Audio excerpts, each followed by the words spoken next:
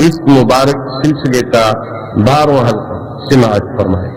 برادران اسلام، واجب الاحترام بزرگوں، دوستوں، بھائیوں، عزیز نوجوانوں، الحمدللہ آپ کی مستقبل کی ایک مسجد میں اور کاکر فورڈ میں جو دروس عقائد مسلم کے بارے میں عرض کر رہا ہوں، ان کے ضمن میں تقریباً مسئلہ علم غیب کی بحث اپنے کم علمی کے مطابق مختصر انداز میں ختم ہوئی، اور آج ہم جس مسئلے پر انشاءاللہ درس کا آغاز کر رہے ہیں اس کو کہتے ہیں حاضر ناظر۔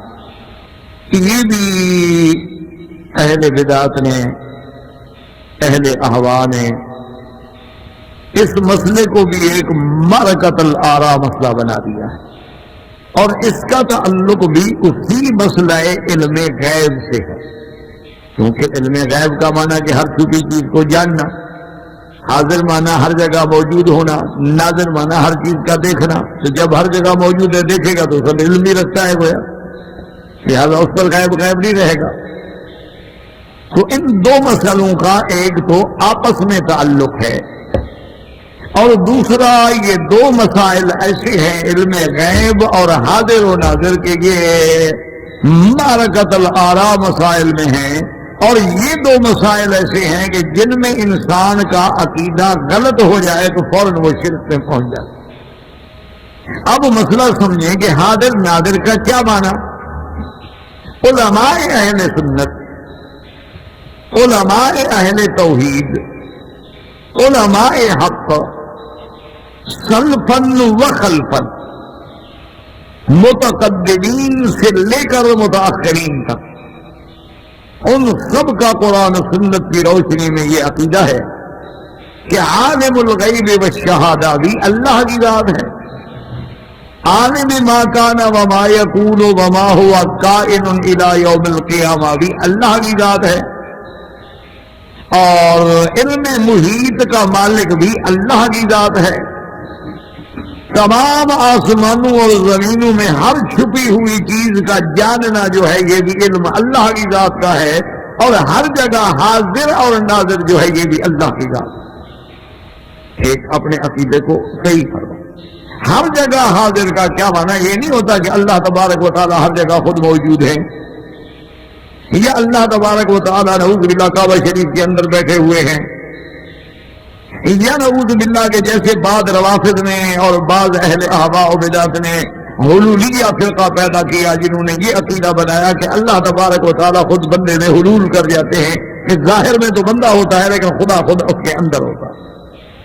یہی عقیدہ آج تک بھی ہندوؤں میں تناسخ کا موجود ہے، ان کا بھی یہی عقیدہ ہے کہ ہم نے ایک دفعہ فلاں جنم میں اور جنم لیا تھا، اور اس کے بعد یہ میرا دوسرا جنم ہے، یہ میرا تیسرا جنم ہے، اور جب ہمارے ان کے والدین، ان کا عقیدہ ہندوؤں کا کہ والدین ہمارے فوت ہو جاتے ہیں تو ان کی شریر جو ہے، ان کی آتما جو ہے وہ کسی اور جانور میں منتقل ہو جاتی ہے، اور یہی وہ عقائد سیئہ ہیں، عقائد قبیحہ ہیں، اللہ معاف کرے، جو مسلمانوں میں آ گئے۔ انہوں نے بھی یہ عقیدے بنا دیے کہ روافض کا بالکل بھی یہ عقیدہ ہے کہ حضرت علی رضی اللہ تعالیٰ عنہ ٹھیک ہے، بظاہر تو حضرت علی ہے لیکن اصل تو مولا ہے، اسی لیے وہ ہر جگہ مولا علی مدد، مولا علی مدد، وہ اللہ مدد نہیں کہتے، یا اللہ مدد کبھی نہیں کہیں گے، یا علی مدد کہیں گے، مولا علی مدد کہیں گے، بلکہ السلام علیکم بھی نہیں کہیں گے، یہ کہے گا یا علی مدد، جواب میں اگلا کہے گا مولا علی مدد، یعنی تسلی ہوگی کہ یہ واقعی ہمارے جماعت کا پکا آدمی ہے کہ ہمارے تحیہ، ہمارے آداب کو جانتا ہے۔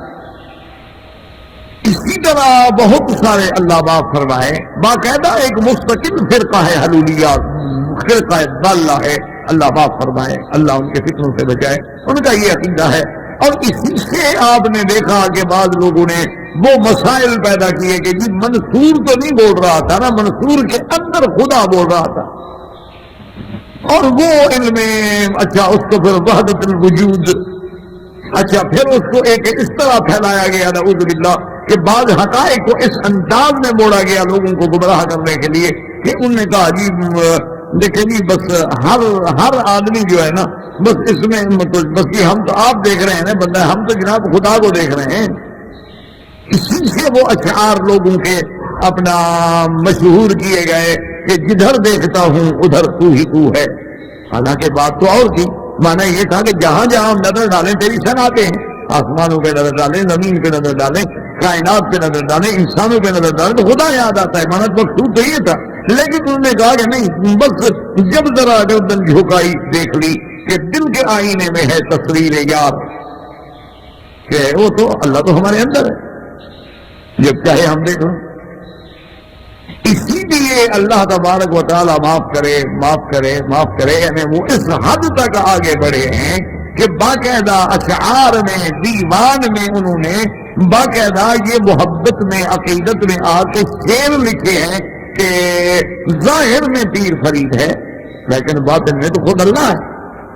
باقاعدہ انہوں نے سرائے کی زبان میں ایک شاعر ہے جس نے اپنے دیوان میں باقاعدہ یہ بات لکھی ہے کہ ہمارا جو چاچڑا کا شہر ہے وہ ایسے ہے جیسے مدینہ ہو، اور کوٹ مٹھن ایسے ہے جیسے بیت اللہ ہو، اور پیر فرید ایسے ہے جیسے خود اللہ ہو. یہ عقائد. اسی طرح وہ یہ کہتے ہیں کہ ہر جگہ حاضر اور ناظر. وہ کہتے ہیں یہ اللہ کی تو صفت ہو ہی نہیں سکتی. حاضر ناظر تو ہوتا ہی پیغمبر ہے، انبیاء ہے یا شیخ ہے یا پیر. وہ کہتے ہیں کہ فرق وہی ہے کہ جیسے علم غیب اللہ کا ذاتی تھا، ان کا عطائی ہے. وہ کہتے ہیں کہ یہ بات بھی ان کو اللہ نے دے دی ہے، اب ان کو اللہ نے یہ قوتیں عطا کر دی ہیں کہ ہر جگہ ہر مقام پہ ہمارا شیخ جو ہوتا ہے، ہمارا پیر جو ہوتا ہے، ہمارا مرشد جو ہوتا ہے وہ حاضر ہے اور ناظر ہے. اور حضور صلی اللہ علیہ وسلم کی ذات بھی ہر جگہ حاضر ناظر ہے، موجود بھی ہے، دیکھنے والی بھی ہے. اسی وجہ سے یہ سارا کھڑے ہو کے صلاۃ السلام پڑھتے ہیں کہ حضور موجود ہے. اصل عقیدہ وہی ہے، وہ حاضر ناظر والا.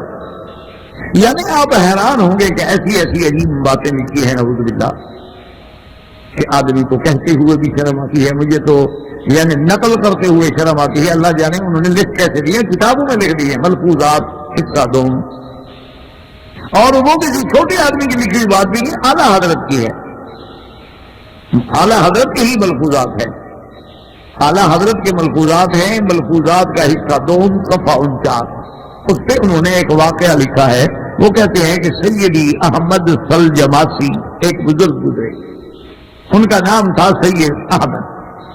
سلجماس ان کے علاقے کا نام تھا تو وہ سلجماسی کہلاتے تھے. وہ کہتے ہیں کہ ان کی 2 بیویاں تھیں اور وہ مرید تھے حضرت عبد العزیز دباغ کے.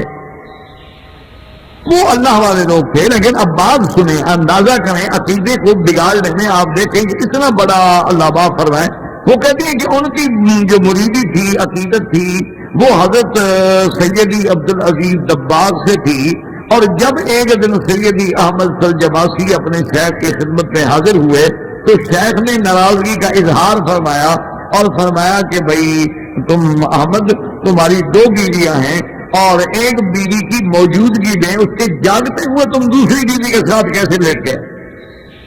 تو اس نے کہا حضرت کہ میری جو بیوی ہے وہ سو گئی، اس کو نیند تھی تو وہ جو کہ سو گئی تھی اس لیے میں دوسری بیوی کے ساتھ لیٹ گیا. تو اس نے کہا کہ نہیں وہ سو نہیں گئی تھی، اس نے سوتے میں جان ڈال لی تھی اور وہ بالکل جاگ رہی تھی. اور یہ تم نے زیادتی کی ہے کہ ایک بیوی دیکھ رہی ہے اور تم دوسری بیوی کے ساتھ اپنے حقوق پورے کر رہے ہو، یہ غلط بات ہے. تو اس کے بعد وہ بڑے حیران ہوئے. تو انہوں نے کہا کہ حضرت آپ کو کیسے پتا چلا؟ یہ تو آخر میرے گھر کا راز ہے. تو انہوں نے کہا کہ آپ کے اس کمرے میں کوئی تیسرا پلنگ بھی پڑا تھا؟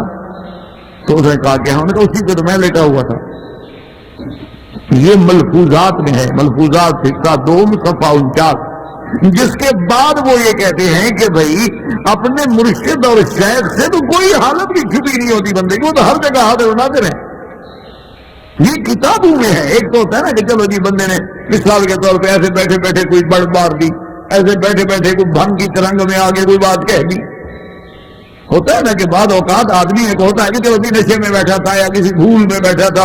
حضرت پیر محمد علی شاہ صاحب رحمۃ اللہ علیہ تقریر فرما رہے تھے. انہوں نے کہا کہ یار یہ شیعہ سنی کا جھگڑا میں ختم کرنا چاہتا ہوں، خلافت ابو بکر پہ جو لڑ رہے ہو تم کوئی خلیفہ بناؤ میں اس کو خلافت دے دیتا ہوں. پہلے تو وہ خلیفہ تو بناؤ نا, کس کو خلافت دو گے؟ وہ ایک بندہ کھڑا ہو گیا, نشے میں بیٹھا تھا کہہ رہا, وہ کھڑا ہو گیا, اس نے کہا جی میں خلیفہ بنوں گا. تو حضرت شاہ صاحب اس کو جانتے تھے, انہوں نے کہا سید ہو یہ کھوجا ہے, پھر بھی تو خلافت کھوجا لے جائے گا, تم سید تو پھر ہوتے رہ جاؤ گے, پھر جھگڑا تو باقی رہا, پیسے کھوجے کو تو راضی کرو. اب اس کو پتا بھی نہیں خلیفہ کیا ہوتا ہے, وہ نشے میں بیٹھا تھا, نے کہا کہ کون خلیفہ بنے ہو رہے, میں بنوں گا. تو ایک تو ہوتا ہے نا نشے کی ترنگ میں آ کے مثلا کوئی بندہ غلط بات کہہ جائے, یا ایک دفعہ آدمی خطابت کے جوش میں آ کے کوئی بات اس کے منہ سے نکل جاتی ہے. لیکن ایک بات یہ ہے کہ باقاعدہ کتاب میں لکھی جائے.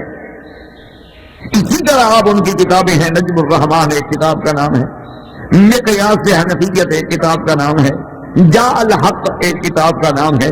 انہوں نے ان کتابوں میں باقاعدہ لکھا ہے کہ حاضر ناظر ہونا جو ہے یہ تو صفت ہی انبیاء اولیاء کی ہے. کیوں حاضر کا معنی ہوتا ہے جو نہیں تھا حاضر ہو گیا, وہ کہتے ہیں اللہ تو اس طرح ہو ہی سکتا, لہٰذا یہ اللہ کی تو صفت ہی نہیں. اور کہتے ہیں ناظر معنی دو آنکھوں سے دیکھنے والا, اللہ نے یا تو دیکھتے ہیں لیکن یہ ہم کیسے کہہ سکتے ہیں کہ ان کی آنکھیں ہیں, لہٰذا معنی یہ ہے کہ اللہ بھی نعوذ باللہ ناظر نہیں ہو سکتے. تو یہ تو حاضر اور ناظر جو ہے ہوتا ہی نبی ہے, ہوتا ہی ہے. نعوذ باللہ ثم نعوذ باللہ. اللہ تبارک و تعالی رحمت فرمائے اور اللہ ہدایت دے. اور پھر اپنے عقیدوں کو جوڑ توڑ کو ثابت کرنے کے لیے پھر جناب حضور کے معجزات کے حوالے دیتے ہیں کہ حضور نے فرمایا کہ اللہ نے میرے لیے زمین کو لپیٹ دیا ہے, کہ جب میں سفر کرتا ہوں تو زمین لپیٹ دی جاتی ہے, مختصر ہو جاتی ہے. اسی طرح حضور نے فرمایا کہ نصرت بالرعب مسیرۃ شہر, میں 1 مہینے دور ہوتا ہوں اور دشمنوں کے دل میں میرا روب پڑ جاتا ہے. تو یہ ساری باتیں یعنی کوئی ادھر کی کوئی ادھر کی کوئی ادھر کی باتیں اکٹھی کر کے انہوں نے کہا جناب دیکھیں جب زمین لپیٹ دی گئی تو گویا ساری زمین سامنے ہو گئی, تو لہٰذا اب ہر جگہ ہو گیا نا, زمین تو لپیٹ دی گئی.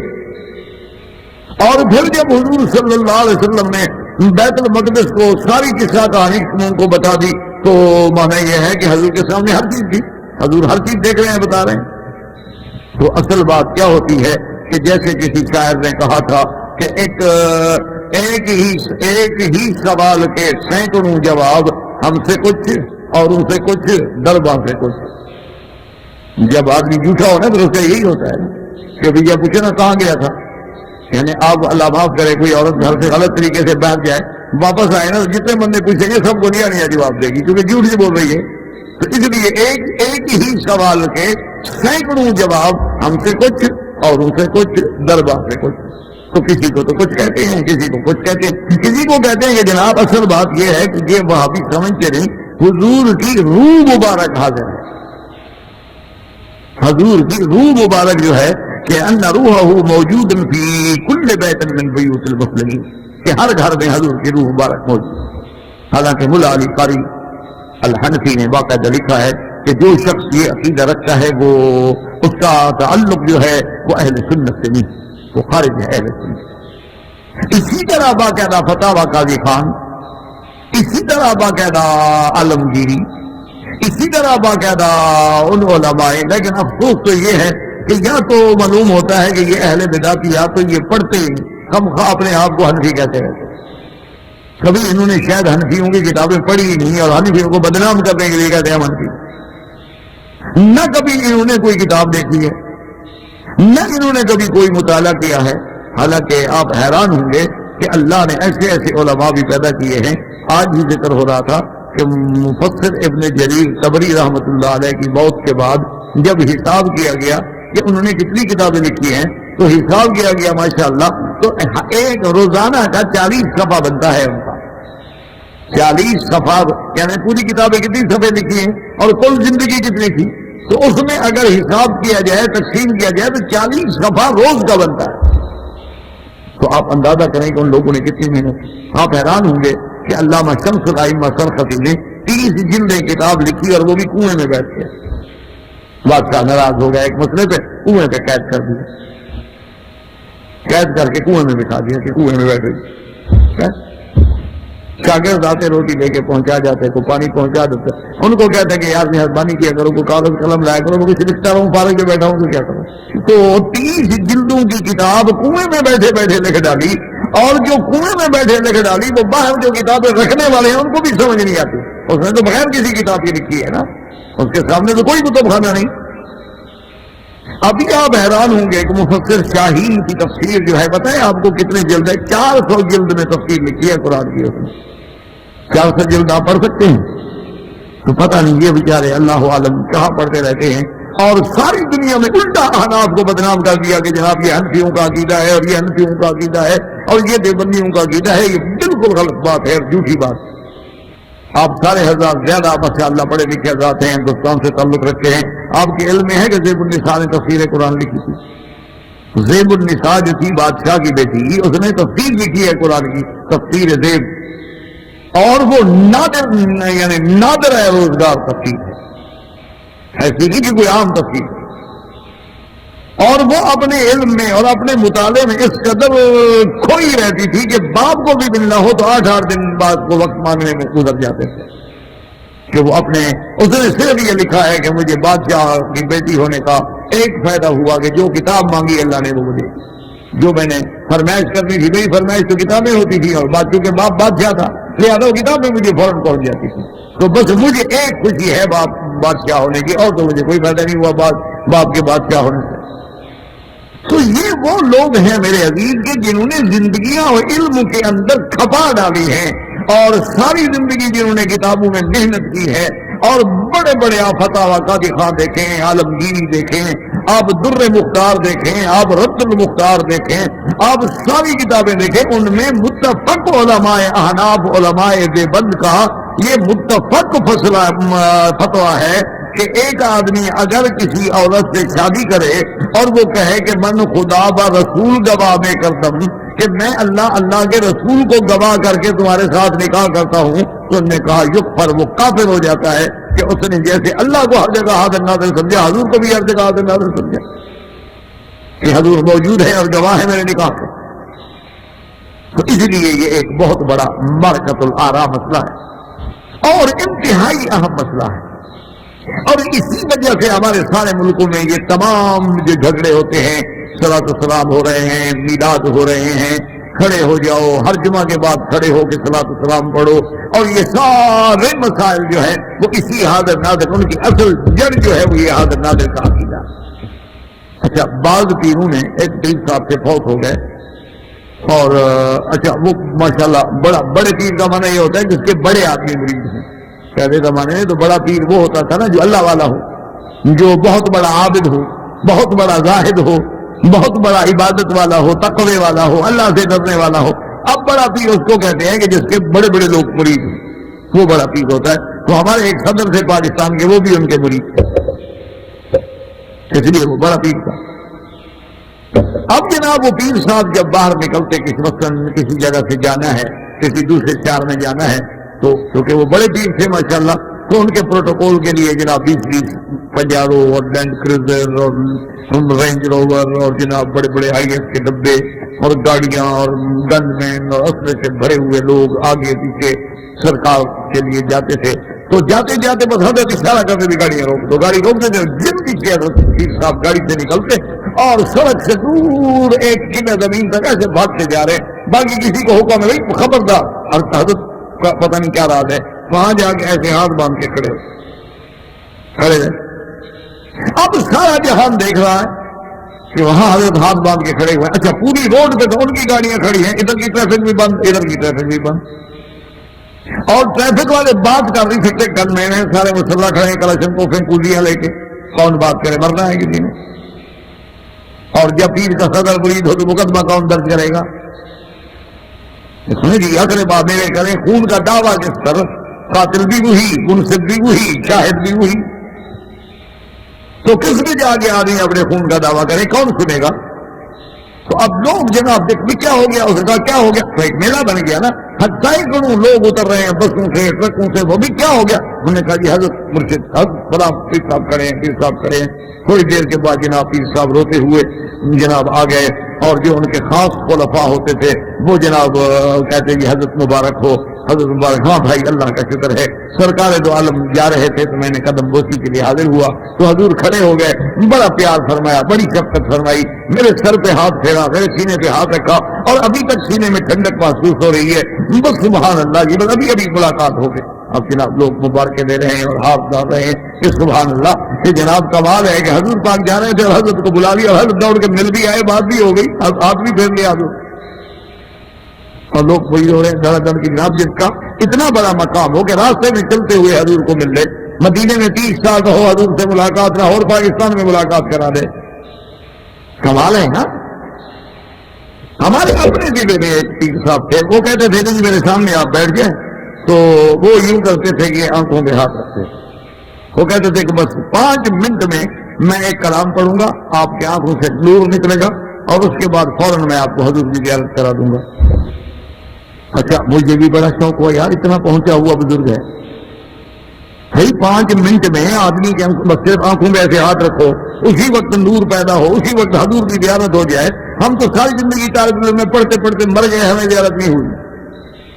تو مجھے بھی بڑا شوق ہوا، میں نے کہا کہ جی اس پیر صاحب کی خدمت میں ہم جاتے ہیں، ہم نے جناب معلومات کی ہے تو انہوں نے کہا کہ جی وہ فلاں جگہ ہے، اپنا ایک جگہ تھی بہادر پور اور نہیں شاید بہادر پور اور رحیم یار خان کے درمیان میں، اور اس کا ایک بہت بڑا سڑک پہ جناب بورڈ لگا تھا آخری آرام گاہ، انہوں نے ایک بورڈ لگایا ہوا تھا کہ اس حضرت نے وہی مرنا تھا نا، وہ آخری آرام گاہ ہے نا حضرت کی، تو وہاں جناب اتفاق سے میں نے کہا بھی جائیں، مجھے لوگوں نے کہا کہ مکی صاحب آپ نہ جائیں، پتہ نہیں کون ہے کیا ہے، میں نے کہا یار کوئی ہو کیا ہے، اگر واقعی وہ کوئی ایسا بڑا شیخ ہے تو ہمیں زیارت کر کے ثواب ہوگا، اور اگر ایسی بات نہیں ہے تو چلو کم از کم تسلی ہوگی۔ بس یعنی وہ جو ہمارے یہاں ضدی عادت ہوتی ہے نا بیوقوف بلوچوں کی، وہ اپنی ضد، میں جناب وہاں چلا گیا۔ اب وہاں جاؤں تو جناب سب سے پہلے تو حضرت کے خلفاء مجھے ملے ماشاءاللہ، کسی کے گلے میں زنجیریں ہیں، کسی کے ہاتھ میں گھنگرو ہیں، اور جناب وہ کھنڈ کھنڈ بجا رہے ہیں، اور کچھ بیٹھے بھنگ رگڑ رہے ہیں۔ پہلے تو حضرت کے خلفاء کی زیارت ہوئی، میں کہ یہ پہنچے ہوئے لوگ جو ہیں حضور کے ہوئے ہیں۔ اب میں نے دل میں سوچا کہ ابھی اچھا تو ہے، سمجھ تو لے لیا جس کے صحابی ایسے ہیں تو حضرت کیسے ہوں گے۔ وہ حضرت ضیاء القاسمی مرحوم اللہ ان کی قبر پہ رحمت فرمائے، وہ فوت ہو گئے، خطیب آدمی بھی تھے اور بڑے مزاح بھی کرتے تھے۔ وہ جب یہاں حرم میں قبضہ کیا اور ایک جھوٹا مہدی بن گیا تو وہاں وہ تازہ عمرہ کر کے گئے تھے اور جلسے میں تقریر کر رہے تھے، تو ان کے ساتھ حاجی خلیل ہوتے تھے فیصل آباد کے، بہت ہی اچھا اور بہت ہی اچھا ہنسمکھ آدمی تھا اور بڑا عجیب آدمی تھا یار وہ بھی، تو وہ بھی ساتھ بیٹھا ہوا تھا۔ تو کسی نے چٹ بھیجا کہ حضرت چونکہ آپ عمرے پہ تھے، وہاں جو نبی مہدی پیدا ہوا اس کی آپ نے زیارت کی ہے؟ تو قاضی صاحب نے فرمایا یہ اس کا صحابی بیٹھے ہوئے، اس کو دیکھ کے اس کا اندازہ کر لو، یہ حضرت بھی ان کے صحابی ہے، ان کو دیکھ لو تو وہ سمجھ آ جائے گا۔ جیسے کوئی آدمی مرزا بشیر کو دیکھ لے، نور الدین کو دیکھ لے، مرزا طاہر کو دیکھ لے، تو غلام محمد قادیانی کو خود سمجھ لے کہ وہ کیا ہوگا۔ مہدی آگے دنیا میں امن کرے گا، یہ تو نہیں کہ اللہ کا کعبہ بند کر دے گا۔ بہرحال انا للہ و انا الیہ راجعون، وہ ایک حادثے ہیں، اللہ تمام حوادث سے حرمین شریفین کو قیامت تک محفوظ رکھے، تمام فتنوں سے محفوظ رکھے اور حاسدوں کے حسد سے محفوظ رکھے۔ تو بہرحال جناب میں نے انہوں نے کہا جی اب تو آپ نے پیر صاحب کو سمجھ لیا، میں نے کہا یار چھوڑو پھر بھی جاتے ہیں، کہ آ گئے ہیں تو کیا کھا تو نہیں جائے گا۔ انہوں نے کہا حضرت یہ اس کا علاقہ ہے، یہ سارے لوگ ہیں مچائی پھر رہے ہیں، خدا نہ خاصا سمجھ جائے کہ یہ مولوی مکی تو پکا وہابی ہے، اس کا تو باپ بھی وہابی، نسلی وہابی ہے، تو خدا نہ خاصا یہاں کوئی آپ کے ساتھ زیادتی کر لے۔ ہم صرف 2 آدمی ہیں، میں ایک نوکر ہوں ایک آپ ہیں، تو ہم 2 آدمی کیا کر رہے ہیں یار، چھوڑے یار اگل کی بات ہے، کیا کر رہے ہیں کیا بنے، ہم بلوچ آدمی 20-25 سے تو ہم لڑ سکتے۔ یہ جو بات ہے کہ ہم 2 آدمی، کیسے 2 آدمی ہیں؟ اللہ کا فضل ہے کہ ان نشانیوں سے نہیں مار جاتے، بنگی چاہے 100 آ جائے۔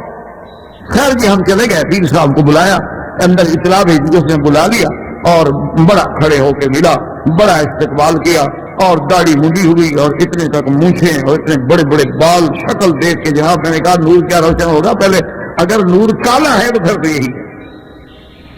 میں نے کہا بھی اگر نور کا رنگ ہوتا ہے سیاہ، کیونکہ ہم نے تو نور دیکھا نہیں، ابھی ہم نوری تو ہے نہیں، ہم تو خاکی ہو گئے، ہم تو نہ نوری نہ نور والے نہ نوری پارٹی کے بندے، ہم تو خاکی ہو گئے۔ میں نے کہا کہ بھی وہ ایک نشائی کہتے ہیں نا جی، اس کو خیال آ گیا رمضان کا مہینہ تھا، روز بیوی کہے بھی شرم کر روزہ رکھ لے، تہجد پڑھ لے، ایک دن اس کو بھی شوق ہو گیا، کہنے لگا چلو آج تہجد پڑھ لیتے ہیں، لیکن بات یہ ہے کہ سردی بہت زیادہ ہے، وضو کون کرے، تیمم کر کے پڑھ لیتا ہوں۔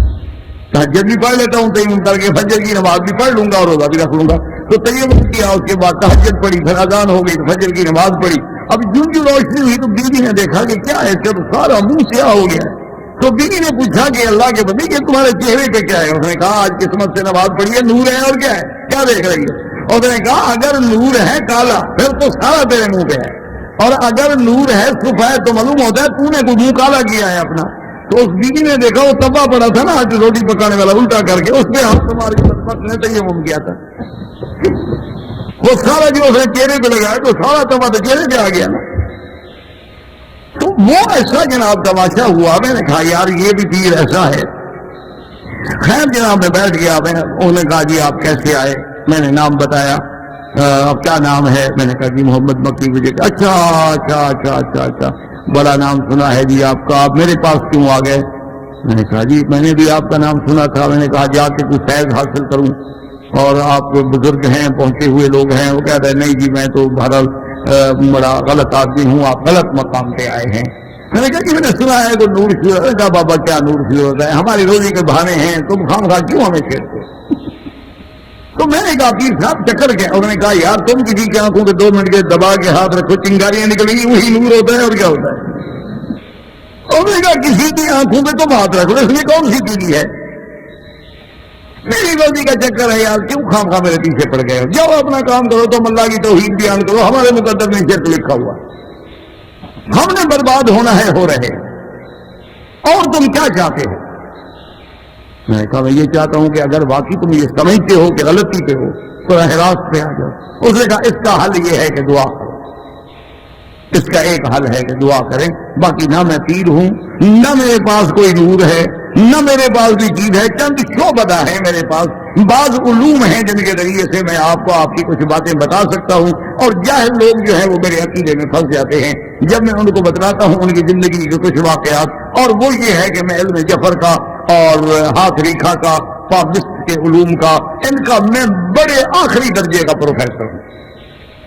اگر آپ چاہیں تو آپ کو بھی کچھ بتا دوں. میں نے کہا میں تو اس کو کفر سمجھتا ہوں، یاد آپ سے کیا پوچھوں؟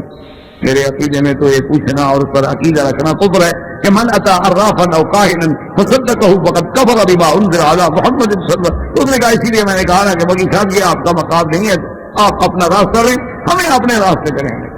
میں نے کہا نہیں، رہنے والی بات تو غلط ہے، میں تو کوشش کروں گا کہ آپ اپنے اس راستے سے ہٹ جائیں. تو انہوں نے کہا جی پھر میں کل یہاں سے ڈیرا اٹھا کے چلے جاتا ہوں. انہوں نے کہا چونکہ آپ جو مجھے ٹھیک کرنا چاہتے ہیں، اس علاقے میں سارے بلوچ ہیں، میں جانتا ہوں، آپ کا دماغ خراب ہو گیا اگر تو یہ مجھے ویسے اٹھا دیں گے، تو اس لیے بہتر ہے کہ میں یہاں سے چلا جاؤں.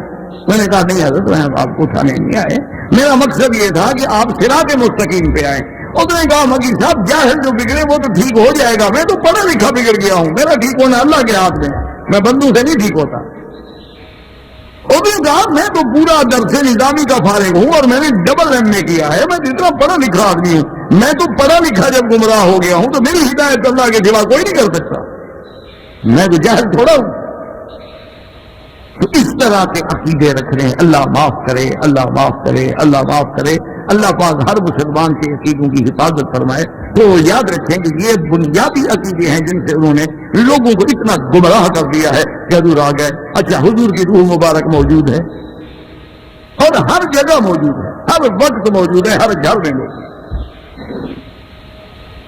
اب آپ نے دیکھ لیا کہ علماء احناف کا کتنا بڑا فتویٰ ہے، علماء دیوبند کا کتنا بڑا فتویٰ ہے کہ جو یہ عقیدہ رکھے کہ میرے نکاح کا اللہ اور اللہ کے رسول گواہ ہے وہ کافر ہو گیا، کہ اس نے حضور کو عالم الغیب بنایا، اس نے حضور کو حاضر ناظر سمجھا.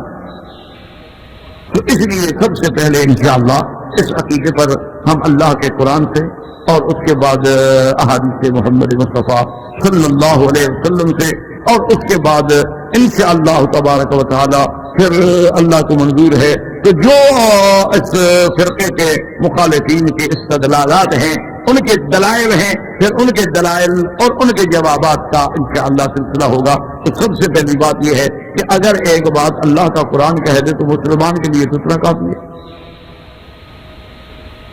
جب اللہ کا قرآن ایک بات کہہ دے بس اس کے بعد مسلمان کو دوسری بات پوچھنے کی کیا ضرورت؟ قرآن نے کہہ دیا اللہ ایک ہے، بس اب تم بحث کرتے پھر جی ایک ہے یا دو ہیں، کو عقل ہے.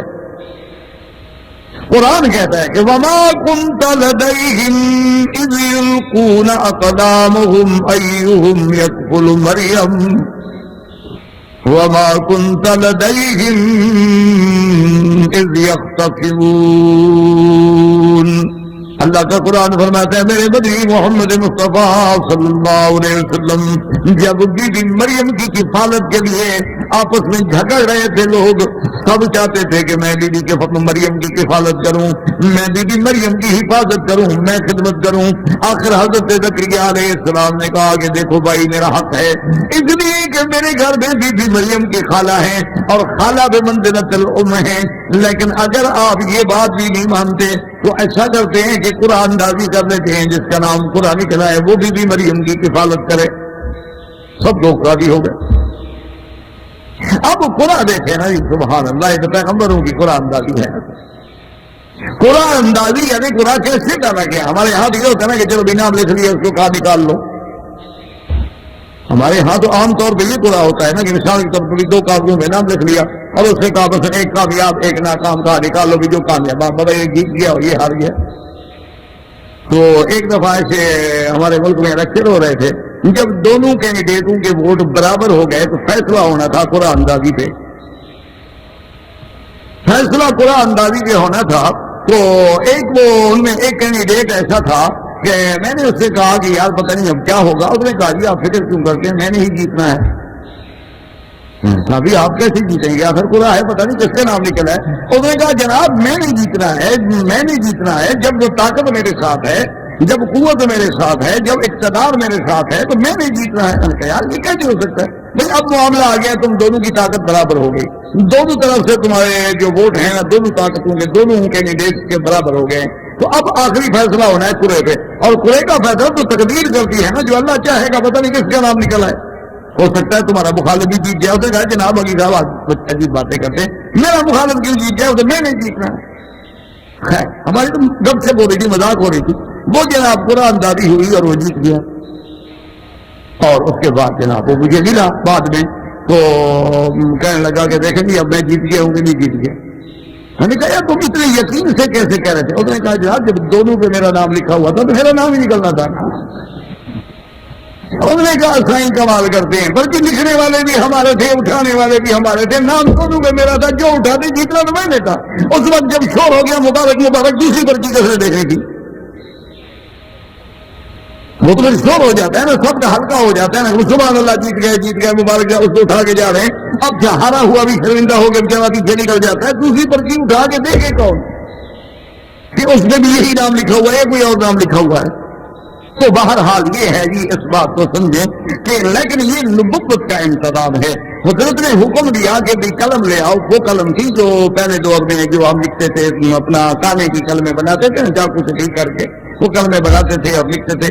اور اسی زمانے میں الحمدللہ جن لوگوں کے خط تھے یہ جب سے انگریز کا قلم آیا خط بھی بگڑ گیا، ایمان بھی بگڑ گیا، دل بھی بگڑ گیا.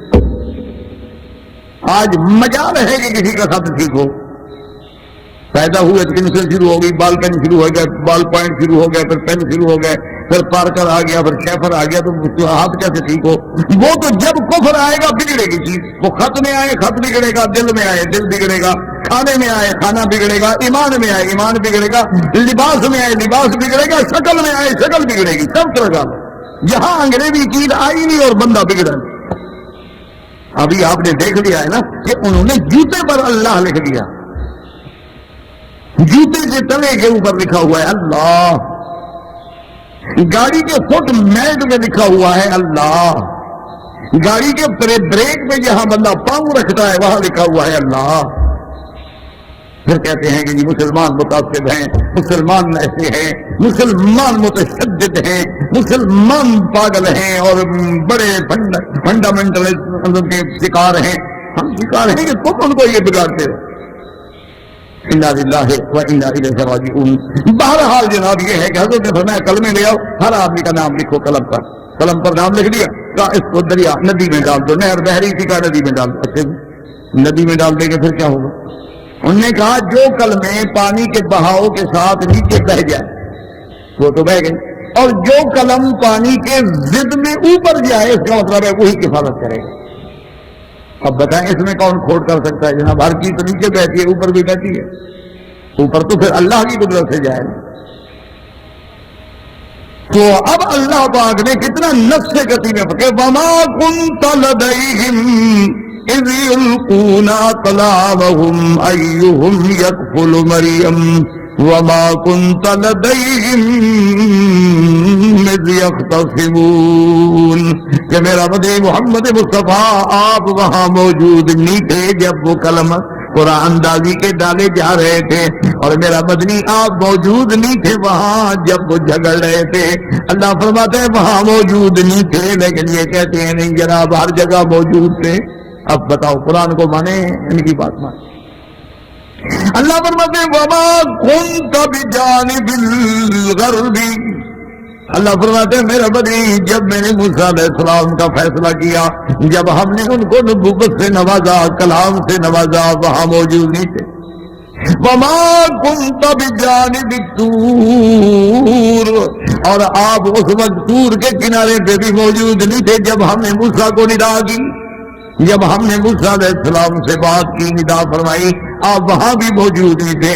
اور قرآن کہتے ہیں وَمَا كُنْتَ لَدَيْهِمْ إِذْ أَجْمَعُوا أَمْرَهُمْ وَهُمْ يَمْكُرُونَ، کہ میرا مدعی محمد مصطفیٰ آپ وہاں بھی موجود نہیں تھے جب وہ مل کے ایک تدبیر کر رہے تھے، مکر کر رہے تھے، آپ وہاں موجود نہیں تھے۔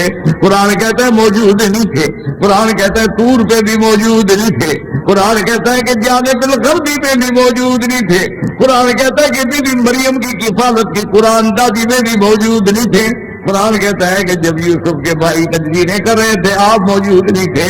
لیکن یہ جہل کہتا ہے کہ نبی ہر جگہ موجود ہے، ہر جگہ حاضر بھی ہے، ہر جگہ ناظر بھی ہے، کوئی چیز خالی نہیں، کوئی جگہ خالی نہیں، کوئی منطقہ خالی نہیں جہاں محمد مصطفیٰ صلی اللہ علیہ وسلم موجود نہیں ہے۔ اب آپ خود اندازہ لگا لیں، اب خدا کے لیے اللہ نے آپ کو علم دیا ہے، ٹھنڈے دل سے سوچیں کہ اگر میرا مدنی ہر جگہ موجود ہے تو پھر معراج کا کیا مطلب ہے؟ حضور تو پھر ہر جگہ موجود ہے، بیت المقدس میں بھی موجود، مکے میں بھی موجود، آسمانوں میں بھی موجود، پھر قرآن کیوں کہتا ہے کہ ہم کہاں لے گئے؟ من المسجد الحرام الى المسجد الاقصى الذي بارکنا حولہ لنریہ من آیاتنا، اللہ فرماتے ہیں ہم حضور کو مسجد الحرام سے مسجد اقصی کی طرف، شام کی طرف لے گئے کہ جس کے ارد گرد میں برکات ہیں ظاہری بھی باطنی بھی، تاکہ اپنی نشانیاں محمد مصطفیٰ کو دکھلائیں۔ میرا اللہ وہ تو ہر جگہ موجود ہے، پھر ان کو دکھلانے کی کیا ضرورت ہے؟ اگر ہر جگہ حاضر ناظر مانے تو پھر مسئلہ یہ ہے کہ معراج ختم۔ اور اسی طرح یاد رکھو کہ ہجرت کا کیا معنی ہوتا ہے؟ ایک جگہ سے دوسری جگہ منتقل ہونا، ایک بلد سے دوسرے بلد میں جانا، ایک جگہ سے دوسری جگہ تشریف لے جانا۔ اگر حضور کو ہم ہر جگہ حاضر ناظر مان لیں، ایمان سے کہیں، پھر ہجرت کا کیا معنی ہے؟ اور اللہ تو قرآن میں کہتا ہے اِلَّا تَنْصُرُوهُ فَقَدْ نَصَرَهُ اللَّهُ إِذْ أَخْرَجَهُ الَّذِينَ كَفَرُوا ثَانِيَ اثْنَيْنِ إِذْ هُمَا فِي الْغَارِ، اللہ فرماتا ہے جب دو میں سے دوسرا، آپ غار میں موجود ہیں، حضور غار میں ہیں تو مکے میں نہیں ہیں، مکے میں ہیں تو غار میں نہیں ہیں، مدینے میں ہیں تو مکے میں نہیں ہیں، پھر ہر جگہ حاضر ناظر کا کیا معنی ہے؟ اگر ہم حضور کو ہر جگہ حاضر مان لیں، ہر جگہ ناظر مان لیں، ہر چیز کے دیکھنے والا مان لیں، تو پھر ہجرت کا کیا معنی؟ اسی لیے یاد رکھیں کہ ساری بات کو سمجھیں، ہر چیز کو سمجھیں کہ پوری دین اسلام کی عمارت جو ہے وہ دھڑام سے گر جائے گی اگر ہم یہ عقیدہ رکھیں۔ حضور صلی اللہ علیہ وسلم کے پاس مشرکین کا ایک وفد آتا ہے، انہوں نے آ کے سرکار دو عالم سے عرض کیا کہ یا رسول اللہ صلی اللہ علیہ وسلم آپ مہربانی کر کے ہماری مدد کریں، کچھ صحابہ کی جماعت دیں ہمیں، ہم بالکل مسلمان ہیں، اور پھر صحابہ وہاں جا کے ہمارے علاقوں میں قرآن پڑھائیں۔ حضور پاک نے 70 صحابہ کی جماعت بھیجی ان کے ساتھ اعتماد کر کے، لیکن اللہ معاف کرے کہ دیر مؤونہ پر جب وہ پہنچے ہیں تو ان دشمنوں نے دشمنی کی اور 70 کے 70 صحابہ کو شہید کر دیا گیا۔ ان میں ایک صحابی رو کے کہتا ہے کہ اللہم بلغ عنا، کیا ہے میرے پروردگار ہماری اس مظلومیت اور شہادت کے بارے میں محمد مدنی کو خبر فرما دے۔ اگر حضور ہر جگہ حاضر ناظر ہیں، آپ اندازہ کریں 70 صحابہ کو جانتے ہوئے کہ یہ شہید کر دیں گے حضور نے بھیج دیا۔ یہ بخاری کی روایت۔ اسی طرح امام بخاری رحمت اللہ علیہ نے ایک روایت مبارک نقل کی ہے کہ غزوہ بنو المصطلق میں یہ غزوہ حضور پاک بھی ساتھ ہیں، اور بی بی عائشہ رضی اللہ تعالیٰ عنہ بی بی صاحبہ فرماتی ہے کہ میں اپنی کسی ضرورت کے لیے اس کے گئی، میرے گلے میں ایک ہار تھا وہ گر گیا۔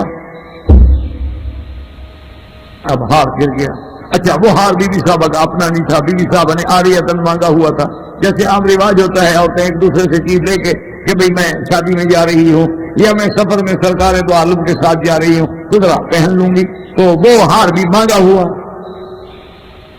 اب جناب جب ہار گم ہو گیا اور قافلے کی تیاری کا وقت آ گیا تو بی بی صدیقہ رضی اللہ تعالیٰ نے عرض کیا گیا رسول اللہ میرا تو وہ ہار گم ہو گیا ہے اور ہار میں نے مانگا ہوا ہے، میرے پاس جو ہے بطور عاریہ ہے، مہربانی کریں اگر تھوڑی دیر قافلے کو روک دیں اور صحابہ کو حکم دیں کہ تھوڑا تلاش کر لیں، اس کے مطلب ہے کہ یہی گرا ہے، چوری تو ہو نہیں سکتا، کہیں پڑا ہوگا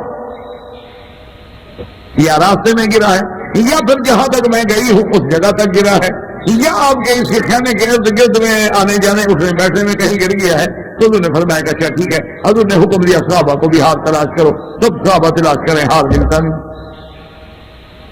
اچھا خدا کی شان ہے کہ نماز کا وقت قریب آ رہا ہے، وہ تو پھر صحابہ تھے نا، ہماری طرف تو نہیں تھے نا کہ اچھا پڑھ لی تو پڑھ لی ہو، نہ پڑھی تو چلو یار آج موڈ نہیں ہے۔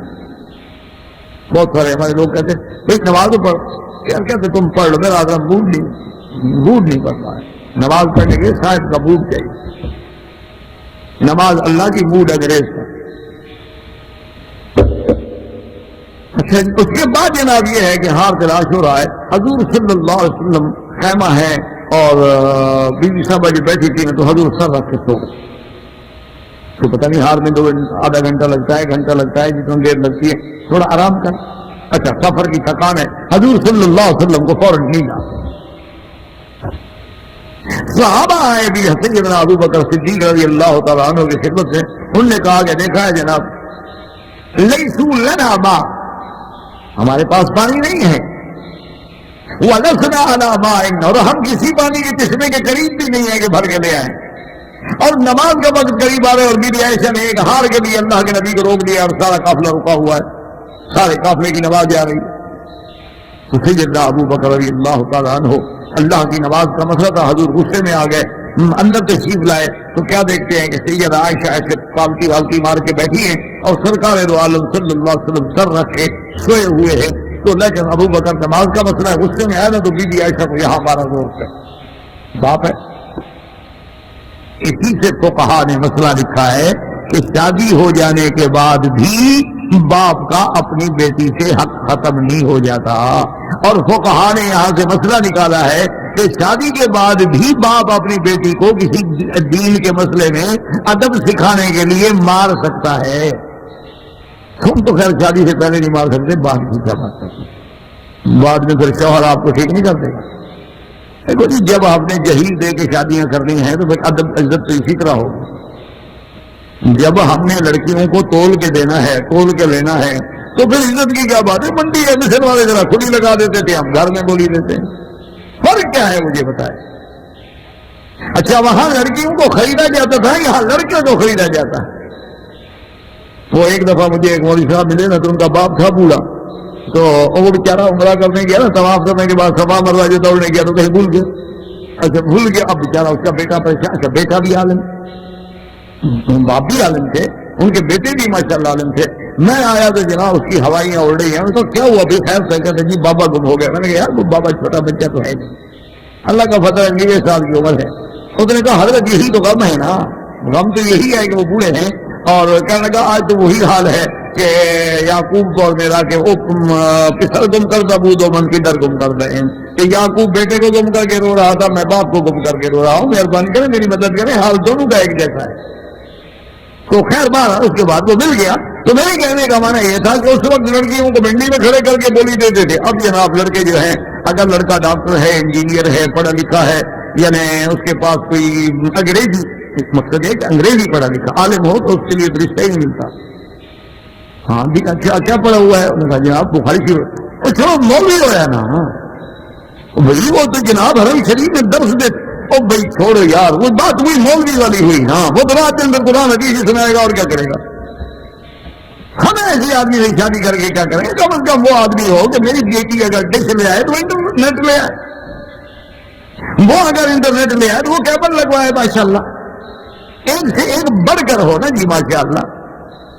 تو وہ جو ہے نا جی کہ اپنا کسی حال میں یہ ہے کہ بھئی تو وہ اب وہ جناب شرط کرتے ہیں کہ جی جہیز میں کارولا کار لاؤ اور 50 انچ کا جو ہے ٹی وی لاؤ 50 انچ والا، اور اس کے بعد جناب یہ ہے کہ وی سی آر فلاں کا ہو اور اکائی کا باقاعدہ ڈیک ہو اور فلاں فلاں چیزیں ہوں جو کہ وہاں ڈانسنگ فلور پہ جا رہی ہے نا، نکاح تو نہیں ہو رہا نا. انا للہ و انا الیہ.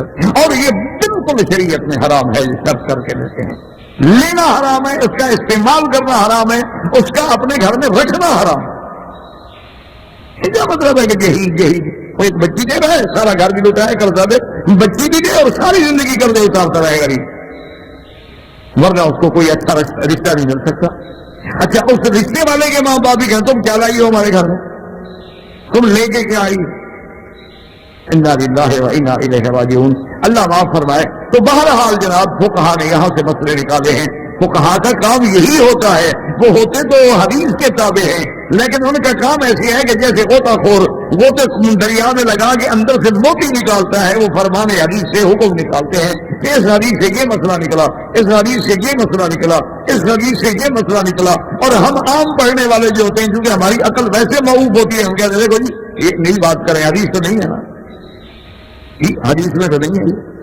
جیسے ایک عورت جو تھی وہ حضرت عبداللہ بن عباس کے ہونے کا کہ آپ نے مجھے ان چیزوں سے روکا ہے کہ میں یہ بال جو ہے باریک نہ کروں اور میں بالوں کے ساتھ بال نہ جوڑوں اور میں جناب یہ گدواؤں نہیں. یہ کہاں ہے قرآن میں؟ آپ نے کہا قرآن میں. ہم نے کہا بی بی قرآن میں ہے. کہا میں نے قرآن والے سے یہ لے کر الناس تک پڑھا ہے، اس میں تو کہیں نہیں ہے تو حکم لکھا ہوا. تو آپ نے فرمایا بی بی قرآن میں ہے. وہ بیچاری پھر بگڑ گئی. اس نے کہا جی میں نے سارا قرآن پڑھا ہے، کسی جگہ قرآن میں کوئی آیت نہیں جس میں لکھا ہوا ہو کہ عورت جو ہے اپنی بھویں باریک نہ کرے، عورت جو ہے اپنے بالوں کو نہ جوڑے، عورت جو ہے جناب بال نہ کٹوائے، عورت جو ہے اس طرح کا میک اپ نہ کرے. کسی جگہ قرآن کی کسی آیت اور فرمایا قرآن میں ہے لیکن تمہیں سمجھ نہیں آیا. ان چیزوں سے منع کیا ہے رسول اللہ نے. اور اللہ قرآن میں کہتا ہے کہ ما آتاکم الرسول فخذوہ وما نہاکم عنہ فانتہوا. جو میرا مدنی کہے اسی کو پکڑ لو، جسے روکے رک جاؤ. بتاؤ قرآن میں ہے کہ نہیں ہے؟ انہوں نے کہا ہاں جی اب بات سمجھ آئی کہ قرآن میں. تو اس لیے حضرت صدیق نے مارا. آپ نے کہا کہ ایسا عجیب بات ہے، ایک ہار کے لیے تم نے 1500 آدمی کی نماز جا رہی، حضور کو روکا ہوا. حضور صلی اللہ علیہ وسلم بھی بیدار ہو گئے اور اس کے بعد ابو بکر بھی غصے سے باہر نکل آئے. اللہ نے قرآن نازل کر دیا کہ فَإِن لَّمْ تَجِدُوا مَاءً فَتَيَمَّمُوا صَعِيدًا طَيِّبًا. اللہ نے قرآن نازل کر دیا کہ میرا مدنی امت کو کہہ دو کہ پانی نہ ملے نہ مٹی پہ ہاتھ مار کے بس صحیح ہوں کر میں نمازیں قبول کر لوں گا. سارے صحابہ اس کے آگے کہنے لگے ابو بکر مبارک ہو مبارک ہو مبارک ہو کہ تیرا گھرانے کو اللہ نے رحمتوں کے لیے چن لیا ہے. اگر عائشہ نہ روکتی حضور کو یہ حکم نہ آتا اور قیامت تک حضور کی امت کو یہ رعایت نہ ملتی ہے، تیرے گھرانے کی وجہ سے رعایت ملی ہے. تو حضور نے کہا چلو اب متیموں کا حکم بھی آ گیا، نمازیں پڑھو. اور نہیں ملا ہار، چلو جب اونٹ کو اٹھایا گیا تو ہار اونٹ کے نیچے پڑا. تو بی بی صاحب اترنے لگی نا، ہار گر گیا، اونٹ بیٹھ گیا اوپر. سارے صحابہ موجود ہیں، اللہ کا نبی موجود ہے لیکن ہار نہیں ملتا.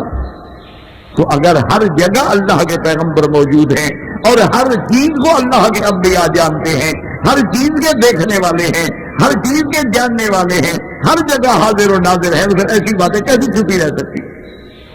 تو اس لیے ہمیشہ یاد رکھیں کہ اس قسم کے عقائد جو ہیں وہ اللہ کے قرآن کے بھی خلاف ہیں، حدیث محمد مصطفیٰ کے بھی خلاف ہیں. اور اسی طرح آپ دیکھیں گے ایک واقعہ نہیں ہے. اب حضور صلی اللہ علیہ وسلم حج پہ تشریف لے آئے اور حج کہاں ہوتا ہے؟ عرفات میں. رمی جمرات کہاں ہوتی ہے؟ مینا میں. اب ایمان سے کہیں کہ حضور جس دن عرفات تھے، عرفات میں بھی موجود تھے اور مکے میں بھی موجود تھے. یعنی اگر آپ عرفات میں ہیں تو مکے میں نہیں، اور اگر آپ مکہ مکرمہ میں موجود ہیں تو پھر عرفات میں نہیں ہیں، تو ہر جگہ حاضر ناظر ہونے کا کیا مطلب؟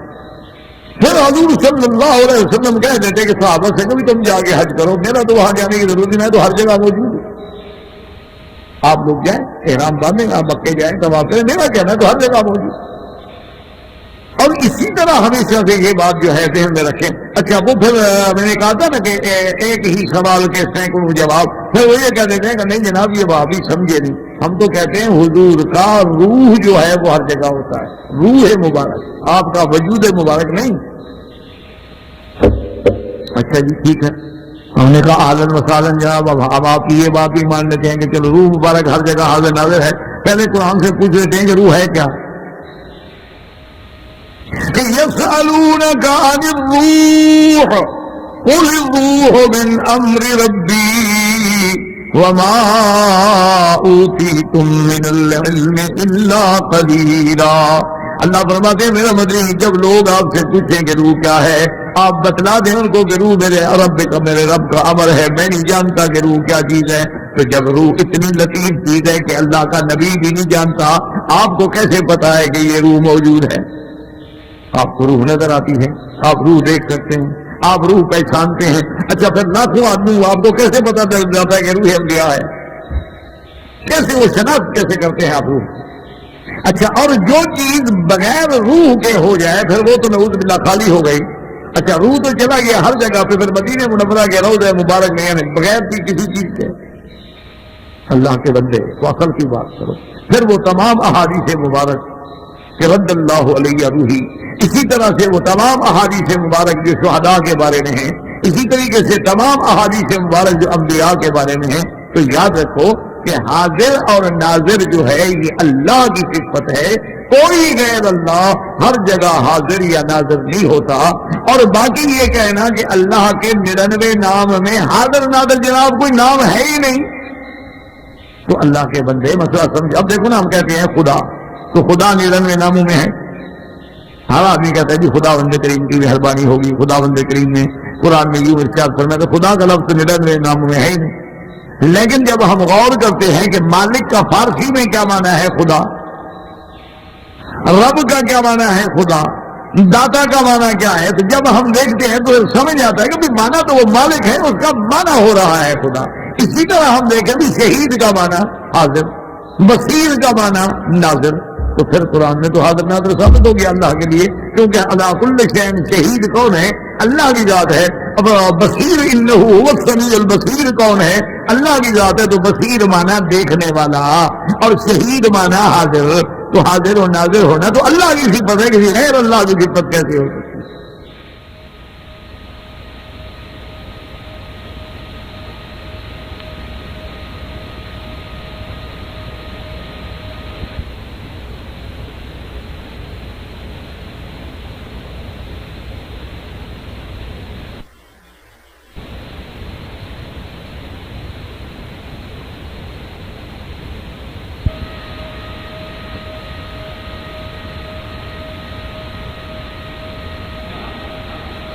باقی ہر جگہ اللہ کی معیت جو ہے وہ معیت علم ہے یا معیت نصرت ہے، ورنہ میرے اللہ کا جو مقام ہے سلف کے نزدیک اور جمہور کے نزدیک الرحمن علی العرش استوى کما یلیق بشانہ جل سبحانہ متصف بسائر صفات الکمال والجلال منزہ عن سائر صفات النقص والاختلال وآخر دعوانا ان الحمد للہ رب العالمین وصلی اللہ تعالی علی خیر خلقہ سیدنا محمد وآلہ وصحبہ اجمعین۔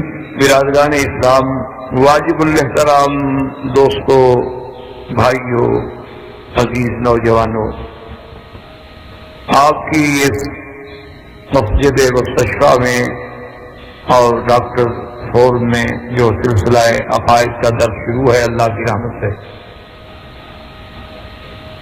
اس درس میں سابقہ دروس میں جو مباحث زیر بحث تھے وہ ایک مسئلہ تھا علم غیب، اور اس کے بعد حاضر اور ناظر۔ کیونکہ حاضر اور ناظر کا جو مسئلہ ہے اس کا بھی علم غیب سے تعلق، کیوں جو حاضر ہوگا ناظر بھی ہو، موجود بھی ہو، دیکھنے والا بھی ہو، صاحب بات ہے کہ اس کا علم ہے۔ تو اس لیے ان دو مسائل کا آپس میں بڑا گہرا ربط ہے. یعنی جو لوگ سرکار دو عالم رحمت مجسم سیدنا محمد مصطفیٰ صلی اللہ علیہ وسلم کو حاضر ناظر مانتے ہیں، مانا عالم الغیب بھی مانتے ہیں، کیونکہ جب حاضر ہیں، موجود ہیں، دیکھ رہے ہیں تو مانا سب کچھ جانتے ہیں. اور اسی طرح بالعکس سمجھ رہے ہیں کہ جو لوگ سیدنا علی رضی اللہ تعالی عنہ کو یا ائمہ اثنا عشر کو یا اولیاء اللہ کو یہ سمجھتے ہیں کہ ان کو علم غیب ہے اور وہ سب کچھ جانتے ہیں، ما کان و ما یکون، تو جب علم غیب ہے تو مانا حاضر بھی ہے ناظر بھی ہے. علم غیب تو تب ہوگا نا کہ جب وہ دیکھیں گے تو ناظر ہو گئے، اور جب ہماری مدد کو موجود ہوں گے تو حاضر ہو گئے. کہ جب ہم سیدنا علی رضی اللہ تعالیٰ عنہ کو پکاریں گے کہ یا علی مشکل کشا، یا علی مدد، یا شیخ عبد القادر جیلانی شیخ اللہ، یا معین الدین چشتی مدد کن، تو مانا کیا ہے؟ اس کو مانا ہے کہ ان کو علم غیب ہے، اور جب علم غیب ہے تو ہماری مدد کو آئیں گے، جب آئیں گے تو حاضر ناظر ہوں گے. تو اس لیے ان دو مسائل کا یاد رکھیں، آپس میں بڑا گہرا ربط ہے کہ جو آدمی انبیاء و اولیاء کے علم غیب کا قائل ہے، اس کا معنی وہ ان کو حاضر ناظر بھی سمجھتا ہے. اور جو لوگ یہ چاہتے ہیں اور کہتے ہیں اور تاثر دیتے ہیں کہ بھائی حضور صلی اللہ علیہ وسلم ہر مجلس میں تشریف لاتے ہیں، مجالس میلاد میں تشریف لاتے ہیں، اور بالمشافہ ان کی ہماری گفتگو بھی ہو جاتی ہے، تو اس کا معنی یہ ہے کہ وہ ان کو حاضر ناظر مانتے ہیں، تو عالم الغیب خود بخود مانتے. تو اسی ضمن میں میں نے کچھ دروس میں آپ کے سامنے پہلے مسئلے کی وضاحت کی کہ سب سے بڑی حجت ہمارے پاس کیا ہے؟ اللہ کا قرآن.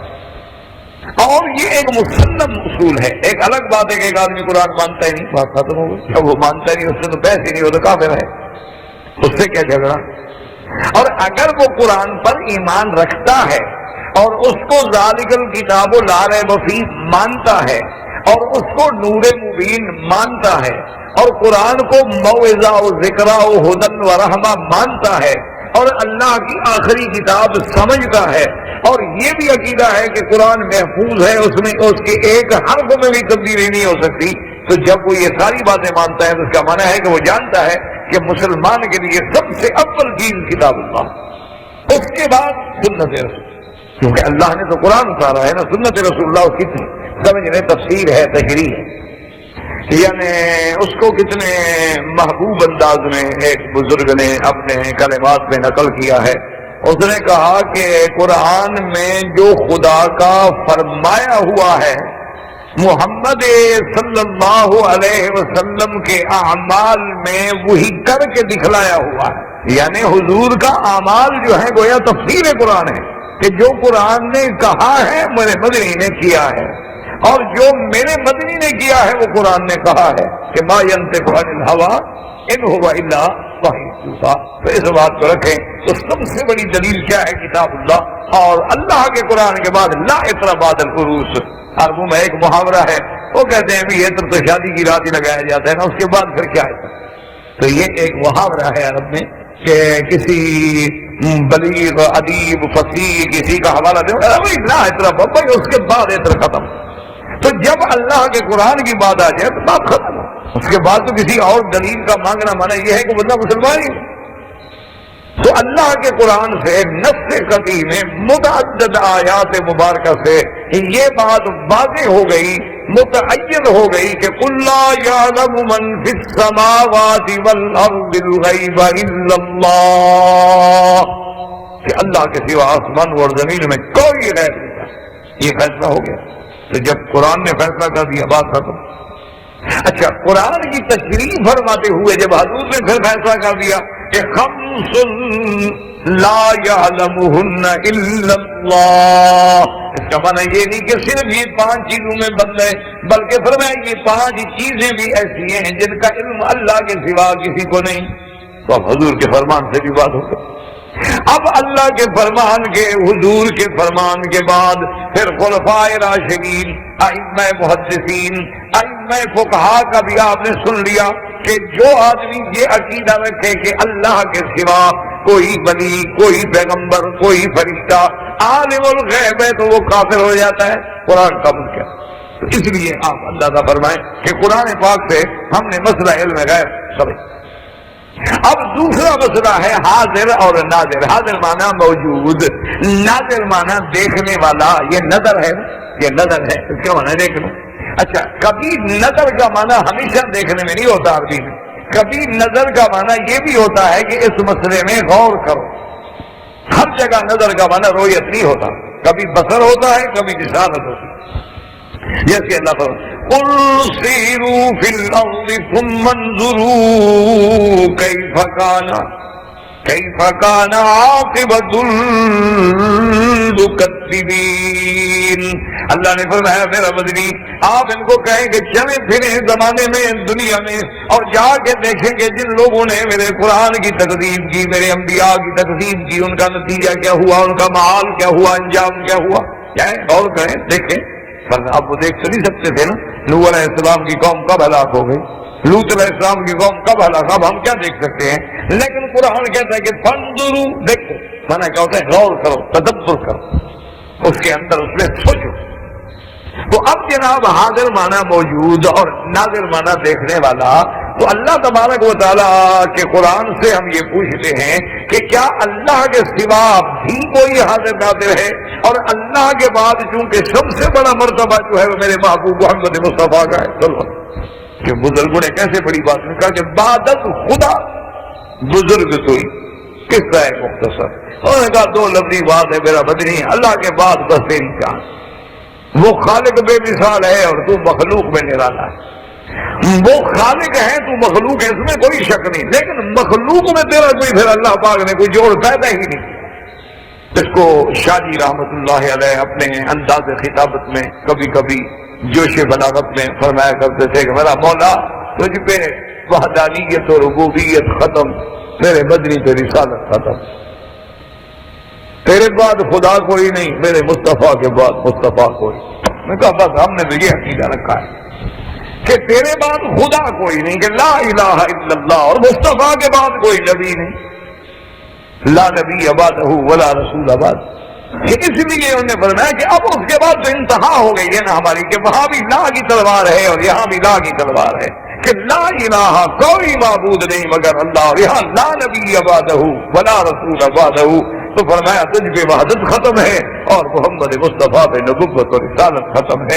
اور اللہ کا کمال یہ ہے کہ ہم تیری وحدانیت کے بھی قائل، ربوبیت کے بھی قائل، اسماء و صفات کے بھی قائل، اور محمد مصطفیٰ کی نبوت کے بھی قائل، رسالت کے بھی قائل، خاتمیت کے بھی قائل، اور ساری کائنات سے افضلیت کے بھی قائل، امام الانبیاء ہونے کے بھی قائل، سید الانبیاء ہونے کے بھی قائل، افضل الانبیاء ہونے کے بھی قائل۔ اسی لیے تو پنجابی زبان کے ایک شعر میں بڑی عجیب بات کہہ گیا ہے، تو وہ مزہ ان لوگوں کے لیے جن کو پنجابی آتی ہے، دوسری زبان کو لاکھ آپ پردے پہنائیں، بڑا فرق، لاکھ ترجمہ کریں، جو قرآن کا اپنا ایک انداز ہے عربی کا، وہ کسی اور جگہ بن سکتا، کوئی لاکھ ترجمہ کرتے، جو کلام ربانی میں حلاوت ہے، جو اللہ کے کلام میں ایک اثر ہے، ایک چاشنی ہے، ایک جاذبیت ہے۔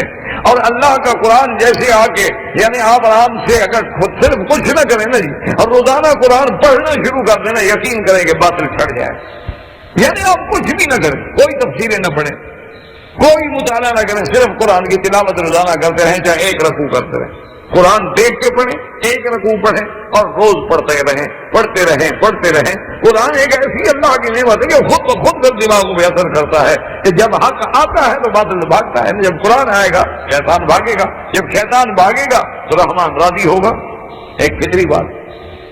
تو اس لیے حضرت میر علی شاہ صاحب تھے، بہت بڑے بزرگ گزرے ہیں، اور اپنا گولڑا شریف ان کی جگہ ہے، اور ابھی ان کے اولادوں میں سے لوگ ہیں تو، لیکن وہ خود جو تھے وہ بہت بڑے عالم بھی تھے، جہاں تک ہم نے سنا ہے کہ وہ بہت بڑے عالم تھے، بڑے علماء میں تھے، اور موحد بھی تھے، اور اس کے بعد انہوں نے بڑے بڑے کتابیں بھی تصنیف فرمائیں۔ اچھا، بعد میں آنے والے لوگ جو تھے اللہ معاف فرمائے، وہ کچھ پٹڑی تھے، اتر گئے۔ بعد میں جو لوگ آئے وہ چونکہ پیر تو تھے نا، اب یہ خدا کی بات ہے، شان ہے نا کہ آدمی پیر جتنا بھی بڑا موحد ہو نا جی، بڑا پکا ہو، بلکہ وہابیوں کا بھی بڑا ہو، لیکن پیری بننے سے کچھ نہ کچھ ڈھیلا پن آتا ضرور ہے، ورنہ پیری بنتی نہیں، خدا کی قدرت ہے۔ یہ پیری کے لیے تھوڑا سا مسالہ شسالہ لگانا پڑ جاتا ہے، بندے کو مجبور ہوتا ہے۔ تو اللہ کی شان ہے کہ ان کے بعد اچھا اب اللہ کی قدرت یہ ہے کہ ان کی اولاد میں سے اللہ نے ایک پھر مجاہد پیدا کر دیا ہے جو پھر اپنے دادے کے راستے پہ کیا، علم بھی ہے اور موحد بھی ہے، کھرا موحد۔ اب خود اس کے اپنے سارے ملک کے پیر پریشان ہے، وہ کہتے اس کو کیا ہو گیا؟ تو حرم شریف میں آئے تو انہوں نے اچھا خدا کی شان وہ اتنا قابل آدمی ہے، اتنا لائق آدمی ہے کہ کم از کم کچھ 6 زبانوں میں شاعر ہے، اردو کا شاعر ہے، عربی کا شاعر ہے، فارسی کا شاعر ہے، اور اس نے ایسے ایسے اشعار کہے ہیں نا کہ کمال ہوتا ہے، توحید میں ڈوب کے لکھنے والا بندہ ہے۔ اس نے مجھے حرم میں لکھا کہ میں فلاں بزرگوں کی اولاد میں سے ہوں اور میرا جو عقیدہ ہے میں آپ کو لکھ کے بھیج رہا ہوں، اور اب پوری ملک کے جتنے اہل بدعت ہیں، پیر ہیں اور مولوی ہیں، وہ سب کٹھے ہو کے میرے خلاف فتویٰ دینے والے ہیں، لیکن آپ مجھے دیانتداری سے بتائیں کہ میرا عقیدہ ٹھیک ہے کہ نہیں۔ تو میں نے تو اس کے اشعار پڑھے، میں تو حیران ہو گیا، میں نے کہا واہ میرا مولا، جب تو چاہتا ہے نا تو موسیٰ وہیں پیدا کر دیتا، ورنہ ہماری کیا طاقت تھی کہ وہاں جا کے آدمی حق کہے؟ وہ تو ان کی راجدھانی ہے، وہ تو ان کی اسٹیٹ ہے، کون وہاں جا کے جناب وہاں تو پری پر نہیں مار سکتی، چڑیا نہیں بھڑک سکتی، اندر اندر اللہ نے ایک ہیرا پیدا کر دیا۔ اچھا عالم ان میں وہی ہے، لہذا جو ان کی سب سے بڑی جامع مسجد ہے حضرت اس کا جمعہ بھی وہی پڑھاتا ہے، کیونکہ عالم جو ہے اور تو عالم ہے نہیں، اور ہے حضرت کا پوتا، اس کو کون روکے گی؟ عالم بھی ہو اور قابل بھی ہو، اور اللہ نے وجاہت بھی دی ہے، شکل بھی دی ہے ماشاءاللہ۔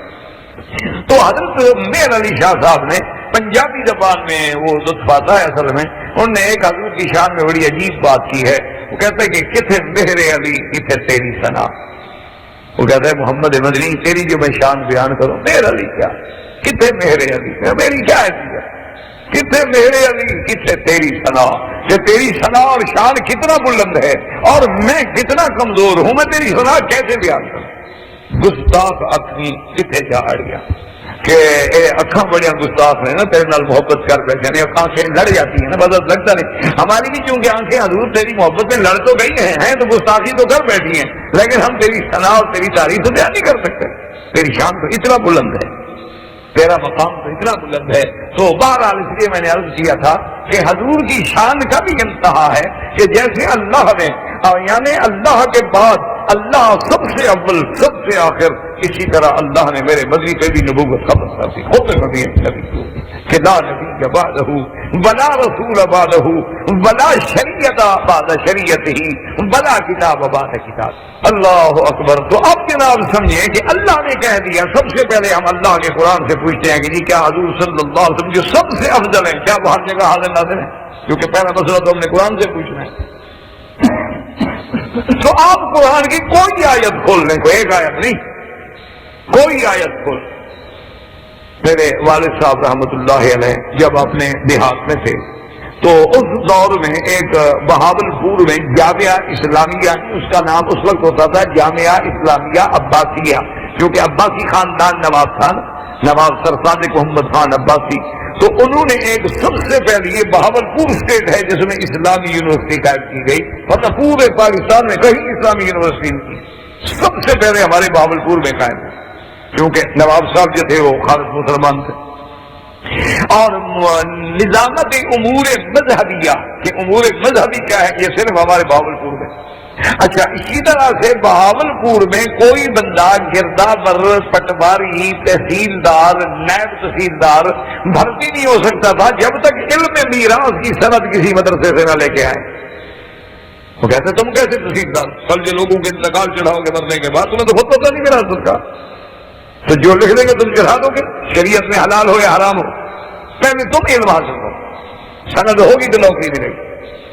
یہ بھی اعزاز بہاول پور کو ملا، اور ختم نبوت کا سب سے پہلا فیصلہ مقدمہ ہے بہاول پور، وہ بھی بہاول پور میں مرزا قادیانی کے کفر پہ مہر لگی۔